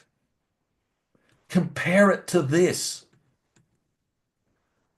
V6 I wouldn't say it's a rich country game, but certainly a game where the rich countries tend to be there, plus a few others in the Asia Pacific area. Look at, and none of Africa. Look at DNSSEC. It's a different picture. There's a huge amount across Africa, even in the Middle East, Pakistan, India less so. Mongolia, I'm just there. Even Russia is kind of going there. The Scandies, you know, but it's a completely different sort of socio-economic picture for those people doing DNSSEC validation. In India, Reliance Jio, fantastic. Bharti Airtel, not. Just, nah, don't do that. Vodafone, yeah, we're there. ICLnet, yeah, half in, half out. BSNL, they don't do V6, but around 30% of the users do DNSSEC. Go figure. I can't. So, you know, mixed picture with DNSSEC in India. And, you know, Railtel, the railways in a network service provider, they've got DNSSEC turned on. They may not have V6, but they have DNSSEC. Kind of wonder what's going on there. I don't have any answers. What other things can we do if we want to measure stuff? Well, I've worked up this procedure using what we call glueless DNS, where I give you this name servers of a domain, but don't tell you their IP addresses. The resolver has actually got to separately resolve those names and will only recontinue with the major exercise when they successfully resolve the name. That way, we can get the DNS to report on whether the DNS worked. It's a very fascinating technique to sort of intrude reporting into the DNS. Do you support internationalized domain names? Do you do query name minimization? How do you go with really, really big answers in the DNS? What's your dual stack resolver, etc.? All this can be done with glueless DNS. And we've done a lot of experiments around that area. The other one we've had a lot of trouble with, but eventually managed to work it through. There's this new protocol called QUIC. These days, it's fashionably called HTTP3. But the way browsers react to this differs. Chrome will not try to use HTTP3 by default. It relies on receiving a content directive saying, hi, I've delivered this to you using HTTP2, but if you really want it and you come back to me soon enough and you remember, I'll be able to do this in HTTP3. So it only uses HTTP3 on the second fetch. So if I'm trying to measure the number of users in a country that can use QUIC, then I have to create a behavior that pushes the user to ask that URL multiple times with a small idle interval. And so we sort of programmed it up to be able to do that. I'm interested in the kind of resolvers that everyone uses. How many folk in India use Google's DNS, for example? And we programmed up a resolver that only ever answers serve fail to try and make the end client ask every single resolver that's been configured. So I get to see which resolvers have been configured for you. Which resolvers could you use? Normally, you'll just take the best answer. But if the first one returns serve fail and the second and the third, ultimately at some point, I will see at my server all of the resolvers that you have configured. IPv6 mangling. There's been a very, very healthy debate lately as to whether IPv6 extension headers and IPv6 fragmentation actually works or not. And by doing IPv6 packet mangling at the server side, I can craft IPv6 packets with header extensions and then see if they make it back to you, the user, and whether you can do something with them. For extension headers, the answer is you can't, you won't, don't bother, it doesn't work. And so the kind of projects that we've done over the time, performance, fragmentation, header extensions, various encryption technologies, ECDSA, EDDI algorithms, fragmentation drop, TCP support, and so on. Oddly enough, all of those things are susceptible for measurement using this technique because you craft the situation in the server and see if the user can actually complete the fetch of that URL. So this is a server-side measurement. the other systems that are around are what we'd call client-side measurements, Cadus Arc, RIPE Atlas, and so on. Create the measurement at the client side in a dedicated machine and sort of probe the network's infrastructure and measure it at the client side. In this server-side measurement, I can only do a few things, but I can instrument it very precisely and get very rich measurement from a huge collection of end users. And so this way, you know, I can trigger the problem and then observe the outcome against the known cause. Client-side measurements are kind of unable to trigger the problem so easily and are left trying to infer it from behaviors. So it's sort of looking at the same problem from two sides. I think the server side is actually easier to work with, but I say that from the benefit of about 15 years experience. So I've still got a few minutes left for question. Hopefully you found that interesting. I've gone through it relatively quickly, but as I said, hopefully you found that if you have any questions, I would be keen to try and answer them or continue the discussion. So let me open up the floor for any questions, please. Thank you so much, Mr. Houston. Are there any questions in the room? Okay, I don't see any questions at the moment. I think they are still trying to comprehend the wealth of knowledge that they've just received. Okay, can you please come to the mic over here and introduce yourself and ask the question? Good afternoon, sir. I'm Devraj. I mostly work with security aspects with enterprise security. So I have seen in your presentation that India has very less amount of use case of DNSSEC in compared to global aspect. So if you can let everyone know what's the threat aspect of that and what are the policies and what are the methods where Indian internal governance and other parties, they can take the initiative seriously to implement those. Thank you. Thank you. You know, it's a great question, and you probably asked the wrong person, because I actually think security is a discussion. There are very few absolutes, very, very few absolutes. The whole idea behind DNSSEC is incredibly good. If someone is trying to send you fake answers, and it's incredibly easy to do that, DNSSEC will allow you to detect that it's a fake because the signature doesn't work and you can discard the answer. That's fantastic. So let me understand this and place it in context. I want to go to www.google.com and DNSSEC says, you'll be given the answer, 10.1.1.1, and it's a good answer. And I go, great. I'm going to send my packet to 10.1.1.1 and I'm going to believe the answer. Well, wrong. Because if there's a routing attack going on, how do I know that whatever answered was Google? DNSSEC won't tell me that. It only tells me if the mapping was good, but it doesn't tell me if the service was right. And the whole thing about DNSSEC is it's half of the solution. What is the answer? All of you and me rely on TLS. We rely on transport level security because we don't care what address we're talking to. What we want is the other end to say, I'm google.com, and here is a signature to set up this session that you can check against your trust anchors to believe that I am part of the google.com secret cabal. And so the world actually relies on TLS, not DNSSEC. So DNSSEC has enjoyed a mixed blessing. A lot of folk do it because it's called security and security is always good and more is better, right? Yet www.google.com is not DNSSEC signed. Why not?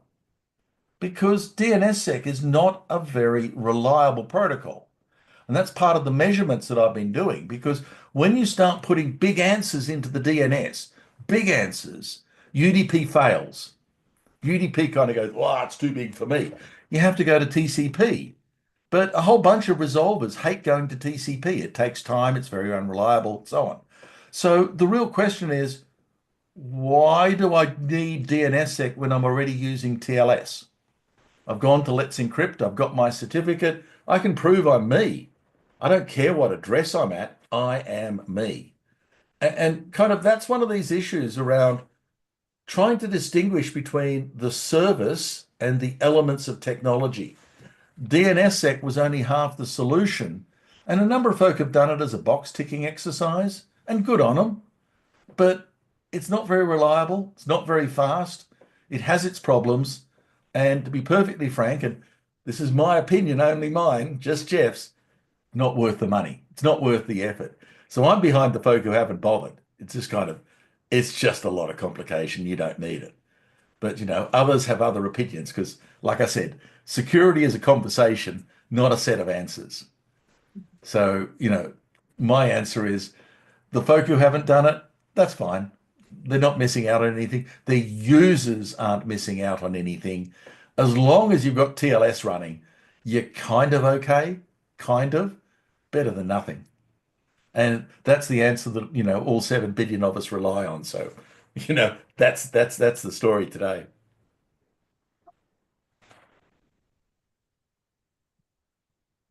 Yeah, hello Jeff, this is Anand from India Tech Foundation. One question from DNSSEC perspective only. The RSA and other algorithms which are not quantum safe, ICANN is working on some PQC in the future. So what's your take on that? Where this will land up? You know, the whole security thing is based around the concept of how long do you need to keep a secret? If I want to send you an important matter of state politics and I want it to be a secret for 20 years, then I have to choose an encryption algorithm that will keep it a secret for computers built 20 years into the future. Now, I can look at Moore's law, doubling of compute capacity every 18 months. If I was going to just assume linear computing and 20 years, I probably need to use RSA 4096 or one of the big elliptical curve ones, not P256, probably 512 or 1024. Because in 20 years' time, those computers are going to be an awful lot bigger than the ones today. So I know what to do. But 20 years' time brings this other massive uncertainty. Because if Google or Microsoft or the US government or your government or my government or whoever else has got quantum computing programs going on, if they ever crack this, if they ever crack it, then most of the algorithms we're using today are blown. And if I want this secret to be a secret 20 years from now, I have to use post-quantum algorithms today. And that is why Google Chrome is equipped already with, I think it's Sphinx, one of the candidate post-quantum algorithms today. Because if you want to encrypt a message and keep it a secret for at least 20 years, you've got to think about that today. And that's fine, if that's your game. But now let's look at DNSSEC encryption and post-quantum cryptography. Are any of you vaguely interested in DNS queries from 20 years ago? And the answer is no one. DNS is a here today, gone tomorrow kind of world. You need to keep a secret, even if it is a secret, for about a day, maybe 2 days if you're really, really paranoid. But DNSSEC is an ephemeral technology. So I don't need 20 years of secrecy for DNSSEC. And so in terms of post-quantum cryptography and the DNS, the answer is I can wait. Unlike Chrome, I haven't got 20-year secrets that I need to keep. I've got, 2-hour secrets. And quite frankly, anything, even RSA 1024, is perfectly fine for that kind of work. And so, post-quantum cryptography has a very real application in things that need to be held secret for a long time, i.e. 20 years, because that reality is impinging on us right now. But for things that are here today, gone tomorrow, like the DNS, nah, just isn't a problem today. It's a problem we can safely sleep on for another couple of decades before we need to worry about it. That being said, it's a nightmare. even Chrome is trying hard to figure out how to do massive keys. It's all about 10 times bigger. And that stresses out TCP handshakes. It stresses out a huge amount of our technology trying to do post-quantum cryptography in things like Chrome on standard TCP. You know, the rest of the infrastructure is struggling to cope. But, you know, if anyone ever succeeds in building one of these machines or 10 of them, we all have a problem. Good question. Thank you. Mr. Houston, thank you so much for joining today and giving us this excellent talk on internet measurements. The wealth of data that you have accumulated over the years and the very interesting results have given us a lot to think about. We thank you once again for your time. Thanks indeed, and thank you. I hope it's been a useful 1 hour. Thanks indeed. Cheers.